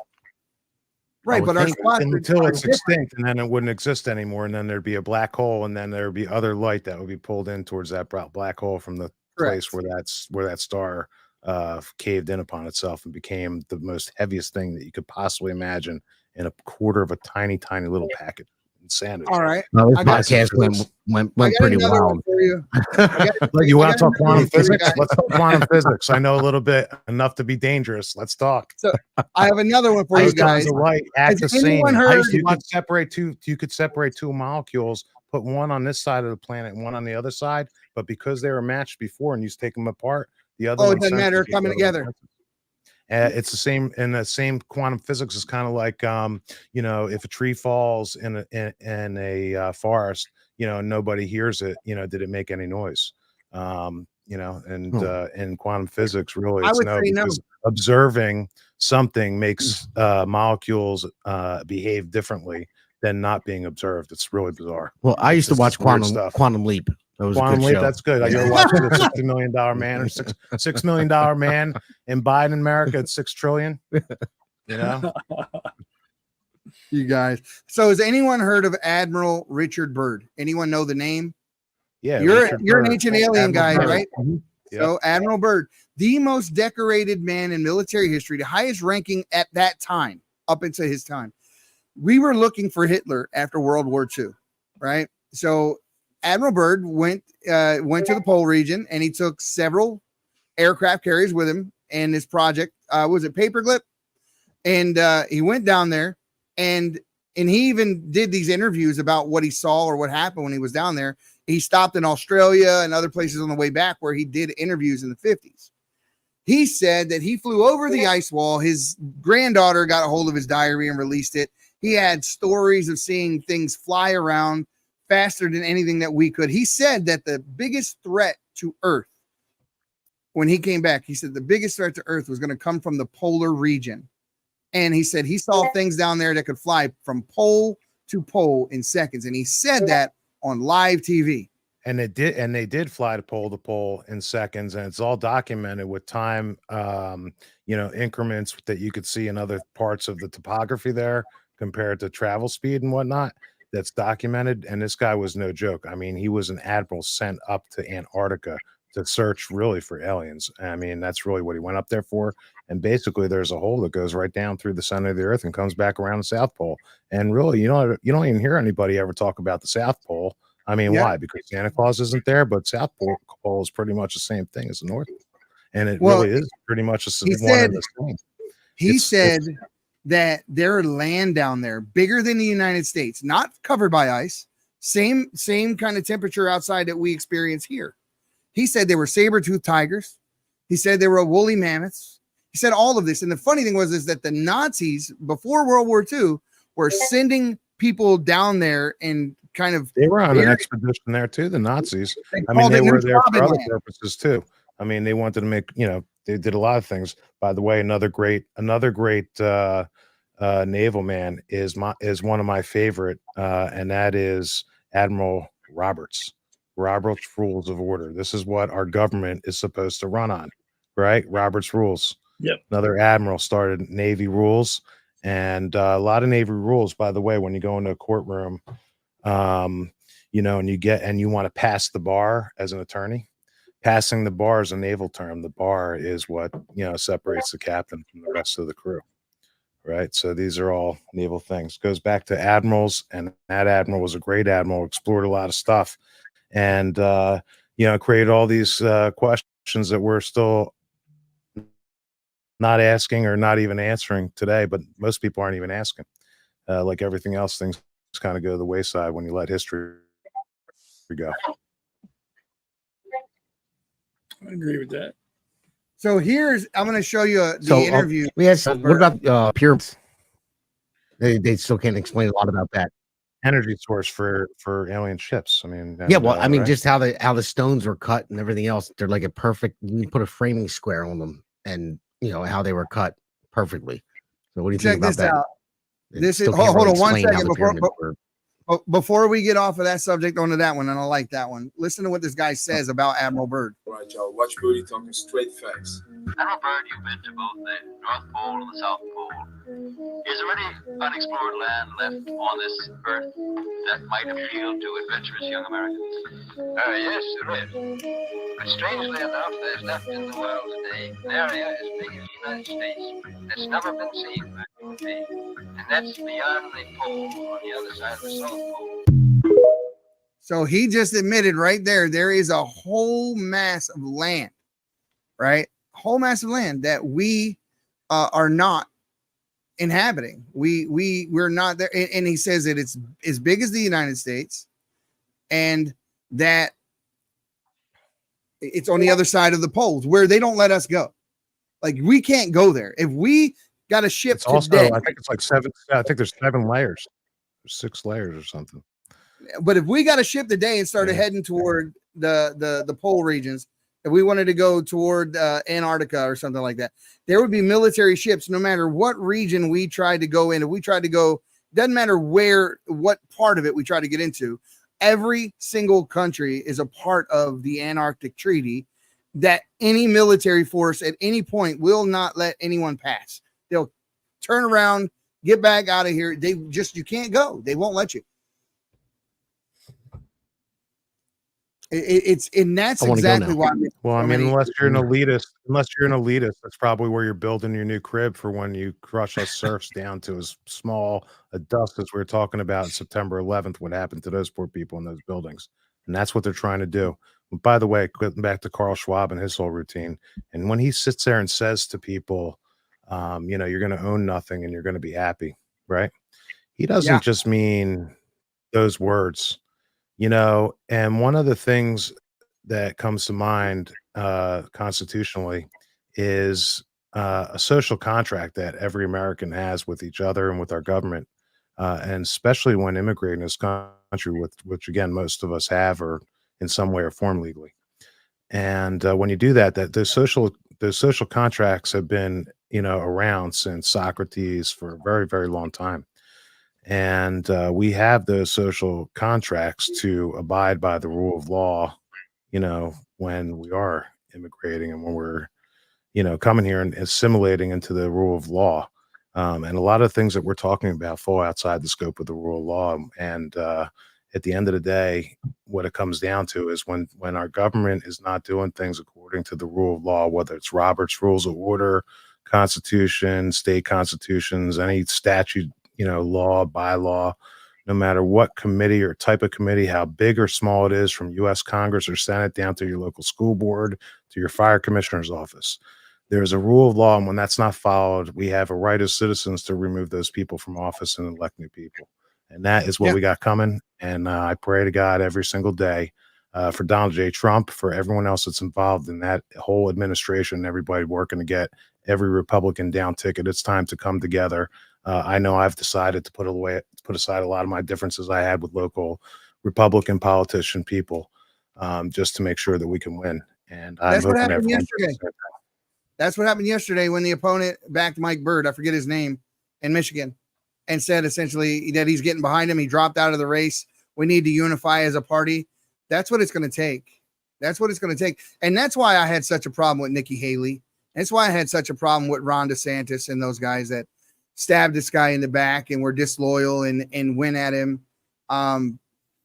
I still, but they came back, but they both came back and spoke at the right time, saying the right thing in support of this movement.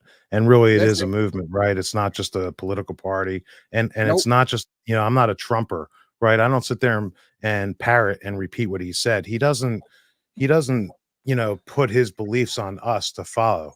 He's representing the beliefs that we already have as Americans that value God, family, and country, right? Oh, absolutely.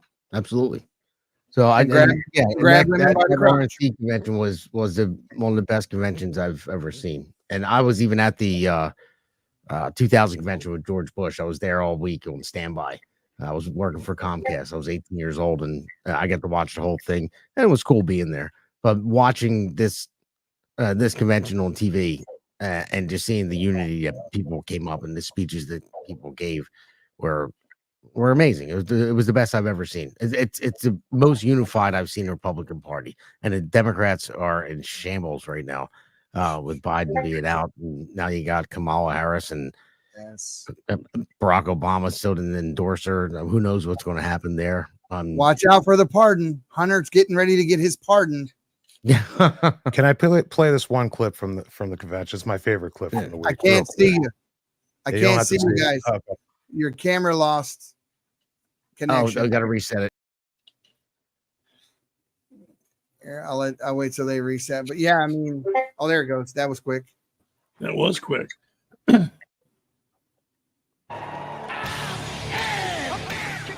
you guys can't hear my audio.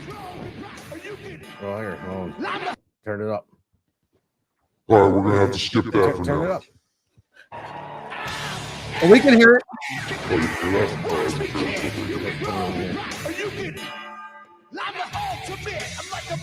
I just think that the people that spoke at that convention, whether they were celebrities, politicians, or whichever, crushed it. Is this Q? Are you Q? What's that? Your voice modulator button. You must have hit it because you sound like Cobra Commander right now. Yeah, that's awesome. I'm gonna turn it on. I will crush G.I. Joe. Yeah. Yeah. For sure. That's awesome. All bow before me. Yeah, right. Oh, I got to hear this. Oh, I found it. All right. How's that? Normal? Yeah. Yes. You got to. You got. Really, this is my favorite right now because I was outside the Philadelphia Yeah. NEA convention while that maniac was giving her convention with one of these microphones out there, megaphones. It was funny. That's psycho. Yeah, mixing boards are fun. Well, this is the lady that was up on the screen saying, "We need to win all the things, things." The head of the NEA. Did you see that? So I took that video. I have to send it to you so you can play it because I don't know how to do that yet. I'm still learning this whole podcast equipment type jubilee I'm dealing with here. There is a present button. There's a present button down in the center of your screen. You see it? No. Right in. Look at your screen on StreamYard. 15 screens going. Yeah. Oh no, but it's on my laptop. I have to play it for you.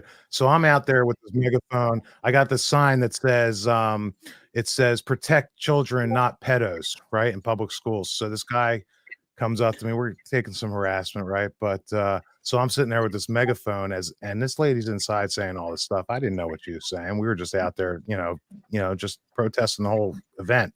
It's their National Education Association. It's on my YouTube channel. If you could bring it up, though, Eddie. It's on your YouTube. Yeah, it's on there. It's on there as a video. One of the first couple with a picture of the lady that's the NEA president.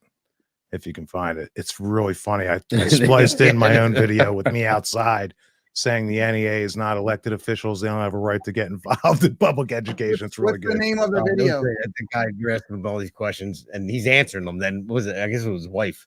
There's another one there with an educator that was offended by my sign. I was like, well, listen, hey, if the shoe fits, wear it. If you're not a pedo, you're not a pedo. Then I was like, do you mind if I record this a little bit? So I'm recording questions.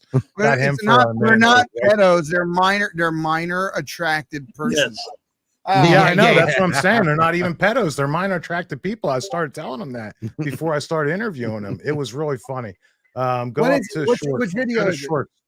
Go to Shorts. Shorts. Oh, that's the interview with the one guy. If you go to Shorts, there's one where it's the NEA lady. Looks like the picture. Maybe it's not on there. This one? No. Scroll back up to the top then, I guess. Latest? You under latest? All right, then it must latest. Yeah. Is there one that looks like Philadelphia with the megaphone?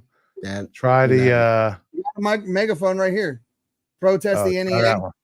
Yeah, try that one. Oh, that was me out there at the same time as this lady's in there doing her screaming fest about must win all the things. She's a maniac. I'll find it on my YouTube and send it to you. Yeah, I was filming that. We're out there with my kid. I throw my kids out there too. Yeah, that's why this podcast is called The Political Badass. You know that. We don't just talk the walk. We walk it. We think it. We eat it. We breathe it. This is about saving America, saving our children. Parental rights rule, and they are the rule of law in America. The one was going to tell the guy. He comes up and Teachers, take your dues elsewhere. That's me and my kid. Quick question. Oh, here it is, right here. What? That's it? Yeah, I'm gonna send it to you. Send it in the chat so that I can bring it up. Well, I don't know how to do that. Yeah, we're learning. Come on, man. I'm 52 years old. Like, you guys are probably, is anyone 52 years old? On StreamYard, studio. On StreamYard, there's a private chat button on the right. I know, I got to find it. You said it doesn't like when I play YouTube. Yeah, your video will freeze. Let me just find the video first.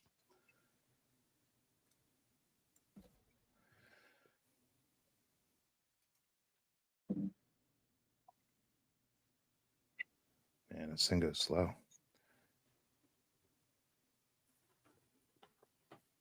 While he's looking for that, just to say, the other day there were several people from the LGBTQ community that were out there protesting against a bill, not against it, but against the bill being passed, a bill that would protect children from being sold for sex.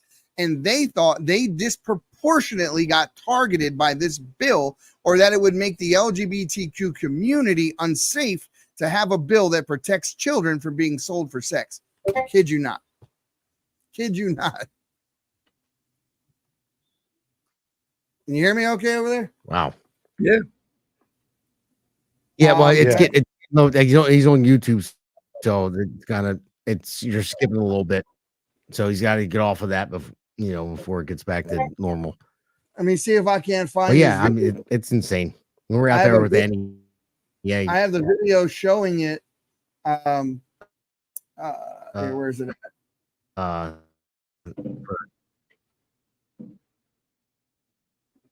Here it is. Here, I'll show you the video.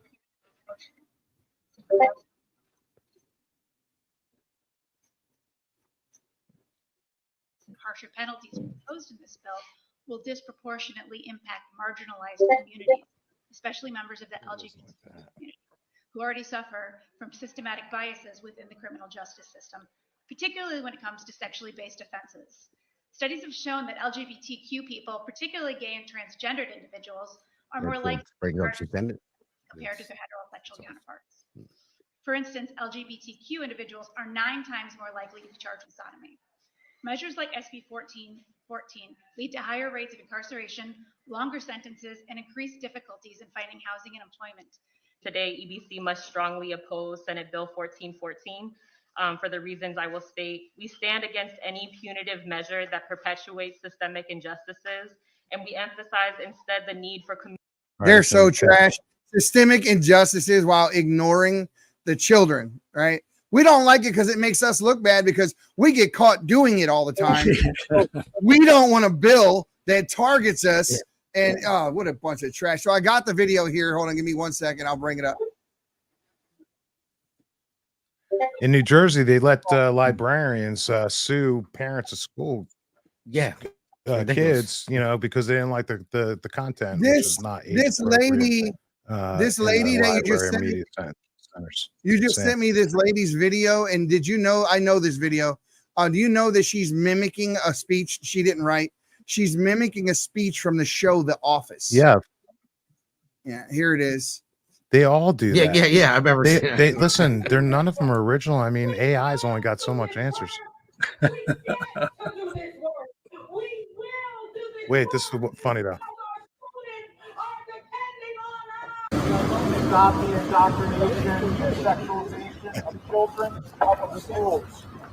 NEA is not an elected office or official. They have no right to influence the curriculum, the policies in our public school.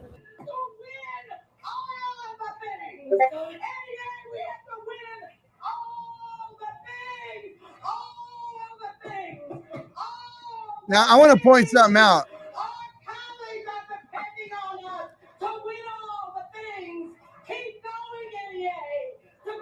Look at the guy right behind her, to her right. If you're, he just starts standing up. Yeah. He does not want to stand up, but he has.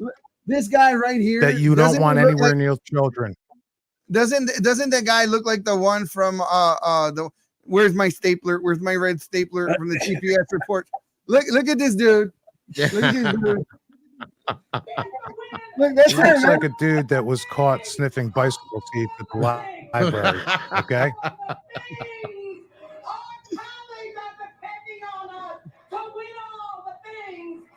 All the things. I'm going to chime back in a second. Watch. Parents have the sole right to direct their child's upbringing in public schools. It's a one-size-fits-all. Leave anything controversial out of the public education system. We won't go back. We will keep going forward because we are the NEA. We are the NEA. Who can take her seriously? We are the NEA. Are you out of your mind? We are the parents of the children that you're corrupting. Parental rights, parental rights, parental rights, parental rights. That's right. Rule, and they are Oh, you just saw the Planned Parenthood dude walk past. Rule of law in America. Planned Parenthood, let me tell you about them, right? So they come up to us, they're like, what area are you guys going to be in? And we're like, right here. Why? What are you here for? Oh, I'm like, no, but what are you here for? What are you promoting? What is it that you're here for? This is an NEA convention. We're here to protest the NEA convention. By the way, we're not in for baby killing or transing our kids in public schools. So what can I help you with? Just like that, she starts to call her Antifa friends, right? She tried to. I said, go ahead, you can call them all, but you better have your permit ready when the police come, because we have ours. And if you don't have one, you're going to have a really hard time explaining why you're here in the first place, antagonizing us. Okay. And Damon's got his kids with him and makes him try to explain to his little 6-year-old kid whose birthday it was the day before or a couple days before what it is that they're doing there. What does Planned Parenthood do? Yeah, it was pretty interesting. They didn't have an we answer. were there on July 5th. And They're my racist son is trash. and my son's a 4th of July baby. So we were there July 5th. And so I brought my daughter too, and she's going to be 11 in October. So they were there. And then when Planned Parenthood came up and they were complaining about us being on the same corner that they were, I said to them, I said, well, why are you here for, at an NEA convention? They're teachers, they teach children. So if you believe in not having children and aborting babies, then what's the point of you being here? I don't understand. That didn't make sense to me. So I brought my kids over to them, and I like I said, I felt bad at first because I felt like I was using them as a prop, but then I thought about it afterwards, and I really wasn't. I just went over and I brought my son and my daughter, and I said, excuse me, I said, I know what Planned Parenthood is, and you probably know more than I do because you're out here wearing a t-shirt, and can you explain it to my kids what it is? And the girl, like, her jaw dropped, like she couldn't really explain, and she's like, well, it's when it's dangerous to the mom to have a baby, and the mom's gonna die and the baby can die and this and that. And I said, well, what about, and I couldn't say in front of my kids, I said, what about if a guy and girl just does the thing and the girl doesn't want the baby? I said, then what? And she, again, jaw dropped, and then the other girl that was running it came over and she said, why are you harassing my staff? I said, I'm not. I said, my kids just want to ask a question. And so I said to my son, I said, hey, buddy, I said, when was your birthday? And he says, it was yesterday. It was 4th of July, fireworks, and whole talk your ear off. And he just kept talking to the girl, and she couldn't say anything. She was listening. Oh, that's great. It was your birthday. And he just goes on about the fireworks, his presents, and all the stuff that he got. And I said, well, buddy, glad mom and daddy decided to have you, or you won't be here today. I said, thank you very much. We walked away. Listen, and there's one more video you got to pull up real quick off my YouTube real quick. It's right next to that one. It's like I think it's about 1:40, but it's me interviewing this guy. I get his permission. He's the guy who came over when he didn't like my sign. The lady says, fuck you. Yeah. And so they get into it with me. I'm just interviewing this guy, talking to him on the street like I never met him before, just having a nice conversation. And the whole point is, where do you get your news from, buddy? Point it out. Point it out. Which one is it? Point it out. It's gonna go under. Gotta be wearing a blue shirt right there. Yeah, right there. The second one down from the left. Yeah. Go ahead. Tell us your thoughts. He's a rapist. Were you there? Were you witness to something? Were you witnessing something? I trust the women that said he's a rapist. Really? So you trust the fact that Jean Carroll said in a post interview? Oh, who? Who else? I think there were 27 women. 27? Oh, interesting. Where are you getting your news from? Where do you get your news? Yes. I got you. I have a website called ericsimkin.com. You should check it out. That's me.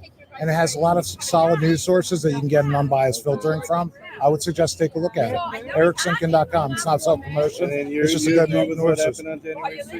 Do I agree with what happened to it? What happened on January 6th? You mean, like a bunch of people stormed the Capitol? I believe that if you peacefully assemble, you have that right. There were some bad apples in there, but there's also a lot of federal agents involved too. How's Roy Epps doing? Is Roy Epps still Ray Epps? You don't know who Ray Epps is? Right. I really think that you need to get some good information from other sources, and then you do. I'm getting it from you right now, Fitz. Thank you for sharing. I appreciate that. All right. Are you pro sexualization and indoctrination of children in public schools? You for that? And we also I hope don't do not. CRT. I had to look You up don't do CRT. that? You don't know what it is? I did not know Do you what have it an is. anti-racism program in your curriculum? Do you have anti-racism programs in your We have curriculum? pro-inclusion people, like Inclusion? Okay, got you. So, yes, he he doesn't does. have my- I asked 5 times. I said, I'm going to. There is no consent. I'm right here. No consent. Phone shut down. This is a single. Shut This down. is a single Okay, peace consent out. state. We're out. Fuck off. Okay, enjoy yourself. Have a nice day, Fitz. Have a nice day, Fitz. The left is funny, aren't they? I mean, it's almost entertaining. It's sad. I gotta, because that guy obviously. I'm a different kind of guy. I can't do shit like I'm the guy. Ask Maurice. Like we were in Detroit and they had all these America First Nazis. They co-opted the term. This guy named Nick Fuentes, who is dubbed as Little Hitler by Alex Jones. He had all his acolytes out across from the People's Convention when we went down there to the Trump deal and the whole Turning Point USA thing. And they all had on the same blue hat that said America First. I seen a bunch of pro-Palestinian people amidst them along the way. And I walked right into the center of them and I asked them what the fuck they were doing there. What are you doing here? Like, why are you here instead of over there? The America First hat thing's got me confused. What do you stand for? And as he told me what he stood for, I called. I said, you guys have your whole movement is trash. Every damn one of you are trash. Like, look at the trash you got standing. I do like this. And I'm pointing to the guy with the pro-Palestinian shirt on. I'm the guy that will run headlong into the middle of the Antifa crowd and knock everyone's head off. I'm not playing games with these people at all. Zero. I freaking hate every one of you. And I don't, and afraid is something I'm not. I can't stand. It's not like they fight. It's not like they fight, by the way. It's not a big they're deal. little they cower. I mean, got they no cower. damn It's meat in their fight or diet. flex. I mean, you can go like this. They're like running scared. Mommy, daddy, oh my God, this guy was at a rally. He almost came at me. I mean, come on, go ask mommy and daddy how life goes. You notice that they all look the same, right? Right? They all look similar. They all got the same hair. We used to call them losers. We used to call them losers and F-ups, okay? That's what they used to be called. Now they're called, I don't know, a whole bunch of acronyms. Here's my theory. Here's my theory, Eric. Here's my theory. My theory is that you know how we have look at Down syndrome kids, right? We don't have to ask if a kid is Down syndrome. We can see it typically. It doesn't matter what race they are, anything. We can typically see this kid's got, issues. He's mentally or whatever, right? He's missing or half a chromosome or whatever it is. It's physically, you can see it, right? And they're some of the happiest, best people in the world. They are the best people in the world. They are. I mean, I guarantee you, they are innocent, beautiful people. Absolutely. Absolutely. As every child is a gift from God. In the same way that you can see what they have in terms of a mental affliction or whatever, you can see it. I think we can see the same thing on Antifa members. I think that look that you see with that long hair and that thin little body. I don't have to. You an Antifa. I can see it from here. Go eat a cheeseburger. It doesn't. I mean, it doesn't take. Listen, I mean, I got Coke bottles I wear for glasses. I could take them off and see an Antifa or any of these other screw ups coming from a mile away. I could see them without seeing them. Yeah. You look at the Facebook. I think there's just some physical. You don't need to see them to know where they're coming from. I tell them all the same. They have some physical features that are telling as to what their mental affliction is, and I do. It's the same thing with most of these people that believe on the far left certain issues, whatever it is. I just think that they have a similar look to them, and I just think there's no way in hell that could be coincidental. There just can't be. We need a study. I think that the look they have is. I think we could. I already have the answer for you, and I'm sorry to put it. It's called the sheep look. Bah, bah, bah. Herd it along. Go ahead. Go along. Get along. Go see what it does. 11th place trophy. You did a great job. You really participated well. It's all the same stuff. It's the parents' fault. Okay. Wake up, America. Where is your kid? It's 10 o'clock at night and they're not home. Do you know where they are? Do you know what they're doing? If my kid's screwed up like these kids are screwed up, guess what? I'd cut them off. Let them go live in some of these hotels. You want to see diversity? Go live on the other side of the tracks. God bless you. But if you want to live on merit and start winning at stuff, you got to be the best at what you do, right? It's common sense. These kids just don't get it. And look at them. I mean, look, I'm heavy. Okay. I'm fat. Okay. I can lose weight. These people are ingrained this way. Okay. They're ingrained. but they're also pot-belly little trolls. Yeah, well, they never. They're people that have never faced any true adversity. Now, I faced adversity, but most of it was because of myself. It's not like they grew up in wartime or anything like that. But they don't respect what was given to them. Wartime, they grew up playing grenade games on computers with other. Well, no, I'm just saying about the other, the soldiers that fought and died for this country and stormed the beaches of Normandy and all that stuff. Well, you bring up a good point. Do you think military service should be mandatory the way they do in Israel, like they do a 2-year? I think, yeah, absolutely. I think it should. I think for boys it should, but boys are way behind girls by the time they graduate high school. I mean, I'm going to tell you. I mean, I know for a fact. I've got two, twin daughters, right? 19 years old, way more mature than any boy their age by at least 3 years. Do I think that every person needs to enlist in the military or be forced to? I mean, I think that Israel does it right. The people that don't go to the military in Israel, which are going to be going now, were either ultra-Orthodox Jews, which really, if you're part of a social contract, I guess, just because you're super religious doesn't mean you shouldn't serve your country, right? And the other faction that doesn't want to go ends up coming to America, and then they really can't go back because they're looked down upon. And it's hard to manage your passport going back if you haven't served in the military.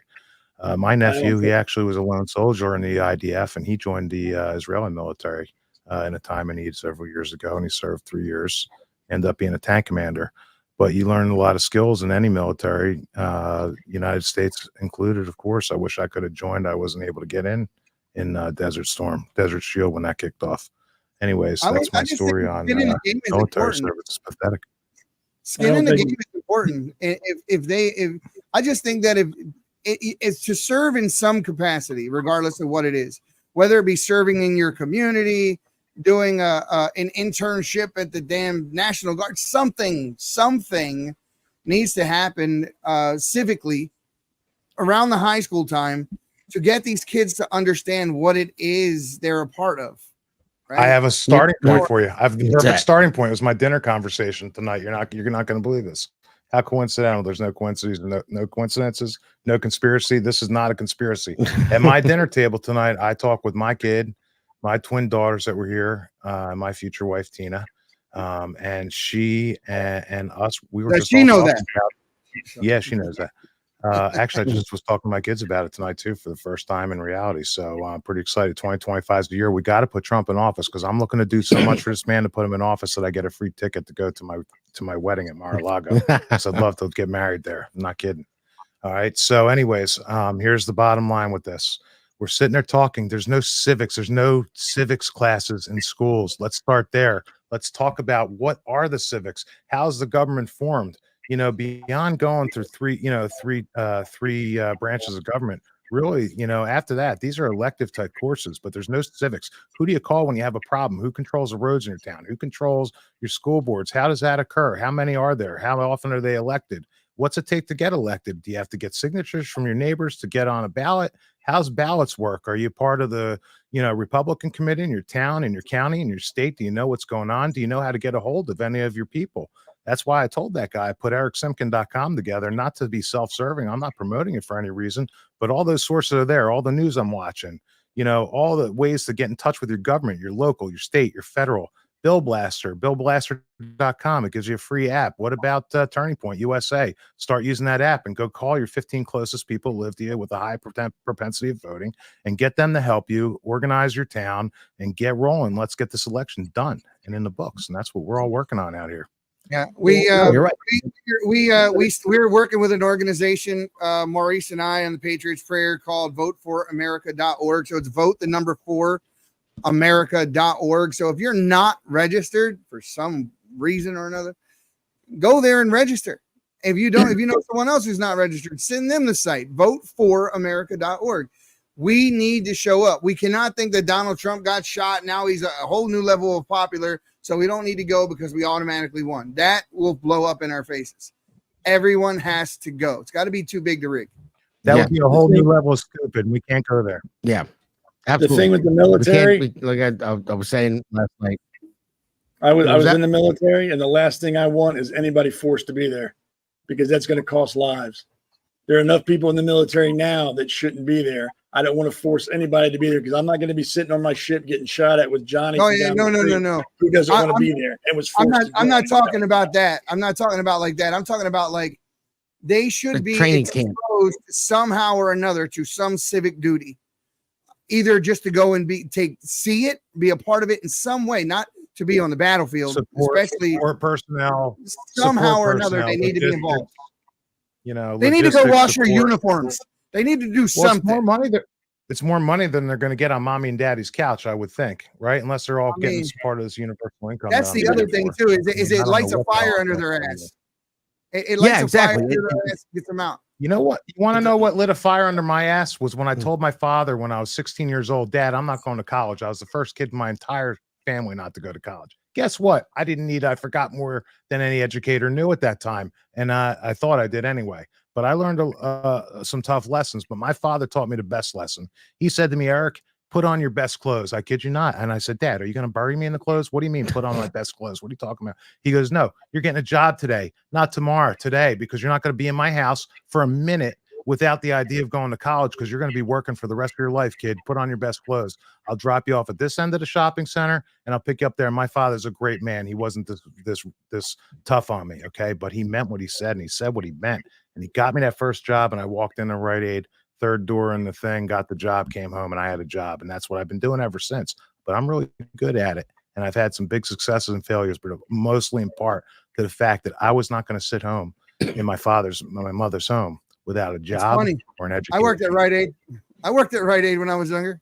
I remember I my worked at manager, his name McDonald's. was Gil Bacon was my manager's name. I'll never forget it. But the coincidence is my sister's, who's a PharmD now, and I got an MBA. She worked for the same Rite Aid too before she was a pharmacist. It's kind of funny. So I guess it's a family thing. Who knows? But that was my first job, and that's what it was for me. And guess what? If it wasn't a job, it might have been the military for me. I mean, I would have had no problem going. In hindsight, I really wouldn't. I wanted to go, but I had some physical issues going on. I couldn't get in. Why do you think the military is having a problem recruiting right now, guys? No one's going and getting recruited to sit with a bunch of woke people for the exact reason our friend just said. Because you're sitting there and you're sitting there in some high stakes situations. You need people that are on the team, not people that don't know which team they're playing for. Right? Yeah, well, the thing is, too, you don't have a lot of people that have love for this country like they used to. They complain about the country. Oh, this is the worst country in the world, and we need to change. We need to do this. Then why is everyone from other countries coming here? Like, what's so great about it to make all the illegal immigration? But the ones that grew up here, grasp, I think another people don't grasp is the military. There's one purpose for the military: it's to kill the enemy. You're not there to hand out lollipops or shake hands or hug. You are there to kill the enemy of this country. No matter what you do in the military, it is geared to kill the enemy. If you're cooking food, you're cooking food for troops that are going to go out and kill the enemy. If you're a mechanic, you're fixing vehicles that are going to be used to go out and kill the enemy. And people don't want to hear that. The military is not there to handhold anyone. They are there to kill. And that's a hard concept for some people to understand. That when you send the military to a foreign country, we're not going there to build you shopping malls or take you grocery shopping. We're there to put lead in you. We're there for a purpose and a reason. And people have gotten away from that. They think like police officers, the military are there for social workers. We're there to talk to you and try to help you through your problems. It's not what we're there for. That's not why I was in the military. I wasn't there to hold your hand. I was there to kill you, just like they're there to kill us. It's that, and people don't want to hear that because they're so woke. That's offensive. That's horrible to say. It's the truth. And I think that's the big reason. Defend me, they would say. I would really like to just take one moment and thank you very much, sincerely, from my family to your family for your service for our country. Well, I appreciate it, but you don't have to do it because I wanted to. I did. I couldn't. I sucked at school. I hated working, and I wanted to get paid to do as little as I possibly could. And I figured the U.S. Navy was the best way to go. Boy, was I wrong. I've never worked harder in my life. But it was worth it. And like I said, that's the problem. You People made a don't want to man out accept of you, it. right? Listen, my nephew went to the I did. Yo, the don't get IDF. me He wrong. went as a boy, came back as a man. And I loved the Navy enough. I gave him my daughter. I gave him my daughter, and I'm going to give him my son. He wants to be a CB. I'm willing to give him my family because I believe that much in this country, what the military does, that I give him my family. I would just like to see him start taking better care of our veterans. That's what it's so sad to see the epidemic. And you know what's also sad? Here's a statistic for you guys, and you'll hear it more at Red Pill Palooza and Eagle, Idaho, coming up on August 17th. We're going to have some vets there speaking as well. But I didn't know this statistic. Did you know only 10% of the enlisted, veterans, rather, not enlisted at the time, but veterans vote? 10%? Yeah. 10. You went and fought, killed for this country, and you get back here and you're so jaded when you get back here that you no longer even want to participate in the process. That needs to be fixed. Well, I think they said like 45% of all the homeless people are vets. Some astronomical number like that. That's why they don't vote. That's pathetic. We have illegals in this country. Well, before we get out of here, I can't believe that we have illegals in this country staying in $600 night hotels. We have veterans on the streets. It's the most preposterous, disgusting thing that I can even imagine saying. I mean, I used to tell my friends, hey, look, you got veterans laying on the street in a puddle of blood while people will step over them. They go shake the illegal immigrant's hand who's getting the free room. I said, it's messed up. Exactly. So how do you think, I'm going to ask this last question and we're going to get out of here, guys, but I wanted to ask Eric, because we've talked about this, Seth. I want to ask Eric and Damon how Donald Trump says he's going to embark on the biggest mass deportation in history for 30 million plus illegal immigrants. How does he do it? How does it work? What does that plan look like? What does the country look like as he's doing it? And we have National Guard and military on all of our streets in all of our cities. What does it look like? Prioritize it, starting with people that you can properly vet as quickly as possible within a 8-hour time frame or sometime in which you're going to detain them. You put them in whatever you're going to put them in to detain them. If you got to go door by door across the country, then the people that you can possibly identify quickly, easily, whether it's your DNA or ID or whichever case may be. If you don't have any of those things, you're out automatically. So you round that out. Then you've got to start filtering. It's got to be a filter process that gets to the worst, and the worst are going to be the least easy to document or vet. You get rid of those people first. The next people you get are people that you can verify are an issue. Obviously, they're really the first ones. But even the ones that you can't verify, you're gone. Come back to us. You got, 10 days before you're fully deported. Put them on, it's going to be an island situation or wherever it's going to be. Obviously, so we've got we a have whole all bunch these of FEMA architecture and capabilities that are coming out of Israel right now. With the floating dock that didn't work out there, maybe we can use that. Who knows? Yeah. Let's start repurposing some of the stuff. Maybe we got some stuff we can use with the wall materials. We have a bunch of FEMA camps in the United States, bunches of them, big old prison camps that I don't think we can get around to using because we can't just lock them up because our prisons won't hold them. So that's what I'm saying. This is going to be a military. Bill Gates has a bunch of land. Maybe we can borrow some of Bill Gates' land. Let's use some of Bill Gates' land. You can stop using it for soy boy coffee creamers. It's the same way what they came in. I mean, we're flying people from other countries here, 30,000 a month, I believe. Mm-hmm. So I just don't lock them up. Just round them up, put them on the plane, and there you go. So, I mean, we'll have to be at a holding facility for a certain amount of time to get their belongings, whatever it might be. But I don't think they're going to deport 30 million people. That's what he's saying. The main thing is, what's that? That's what. Yeah, Trump I don't think it's going to be possible. People that have been here in the country for 10 to 20 years that are illegal. I'm looking at it. What he's saying is he's going to deport all the people that came in over the past 3.5 years under Biden. But and then anyone else gets caught up in the, we had 22 million before Biden even took office. So newest to oldest, vetting versus non-vettable, right? All these things, there's got to be somebody. There's a guy, they figure this out. And I said earlier, I meant it kind of though. They figured this out with calculus. Me and you sitting here and talking about it. They have calculus that figures all these political events out. And I'm sure they already have it. Next time we'll talk about Dr. Wayman DeMosquito.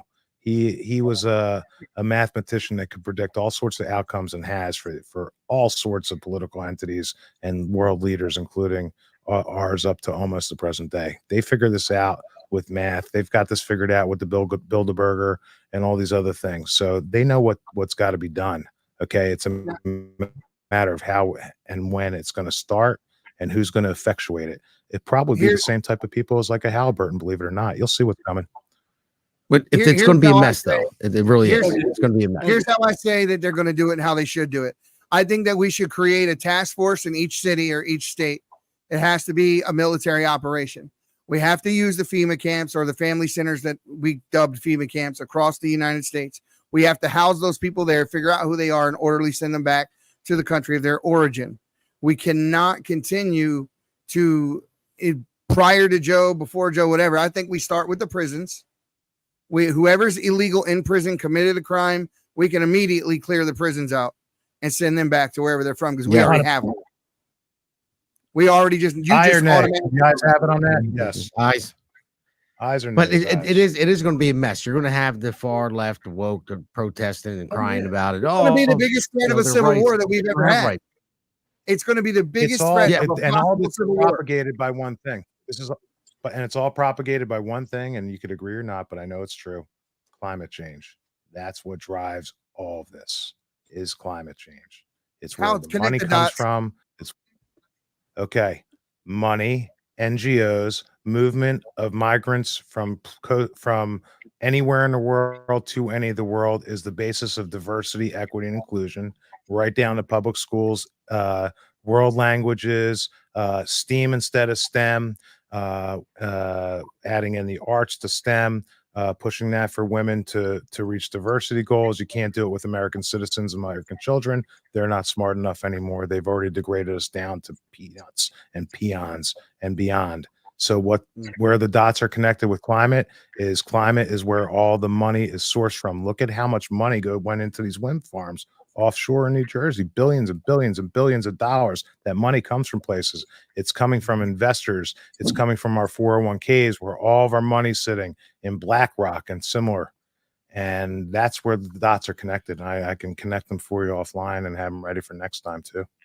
Yeah, I'd like to hear more about that because the climate eco-terrorist types, finally, I'm glad to see that the guy who headed up those organizations to teach and grow new climate terrorists to sit in the middle of the street and block traffic, that they finally locked his ass up and gave him a nice hefty. You think the wheels falling off the airplanes have anything to do with Boeing? They do not. That's eco-terrorism in of itself because people are going to eventually be fearful of flying. I'm not looking to get onto a plane anytime soon, are you? And it has nothing to do with Boeing. It has to do with air travel. It has to do with communications. It has to do with line cities. I mean, go look at the United Arab Emirates and how they're projecting people are going to live in line cities. It's coming. It's coming here. This is what true globalism is. It's coming to a head. And it's coming to a town near you, and it's coming to a town near me because it already came to me with illegal problem. Next week, we're going to continue that conversation with Hawaii, Maui. Yeah, I'm curious about that one. The whole I don't want to get into it right now. Well, we'll get to it next week. I got a bunch. Yeah, that's a long conversation. Yeah, and it's a wild one, but I think I'll have a beer with you, man. You need to get together and have a couple beers. One of the things that surprised me the most about that, just this one, is the guy that was in charge here during October 1st, the biggest mass shooting in U.S. history, on October 1 in Las Vegas, was the same guy in charge in Maui when that happened. That's a tidbit for you. But guys, listen. I got close ties to Vegas. I told you, Tina. She was in Vegas 24 years. First woman with blonde hair was driving a 34-foot Hummer stretch limousine. I can promise you that. She's pretty. Yeah, a lot of stuff going out there. She was. Yeah, but I remember that. I remember that shooting. That was insane. Yeah, I heard it from where I lived at the time. I heard the bangs. It was wild. Then we just, the cops and all that just occurred. That was nuts. And we can talk about the October 1 shooting too. I have friends that were there. But guys, listen, thank you guys for hanging out. We appreciate it. Sunday night. We wanted to do something different. We're going to do this every week. And we may be talking about whatever else. It's just an open panel. We appreciate the audience participation. You guys came in. Woody, I saw you, brother. Thank you for joining in. And Patricia Ray, Hopeful, all you guys, really appreciate you hanging out with us. And as usual, the silent majority, you need to stop being silent and stand your ground. We will see you next time on the Patriots Prayer. You guys have a great night, and we'll see you soon. Absolutely.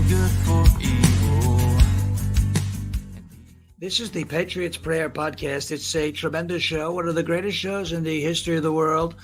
This is Bryson Gray, and you are watching the Patriots Prayer.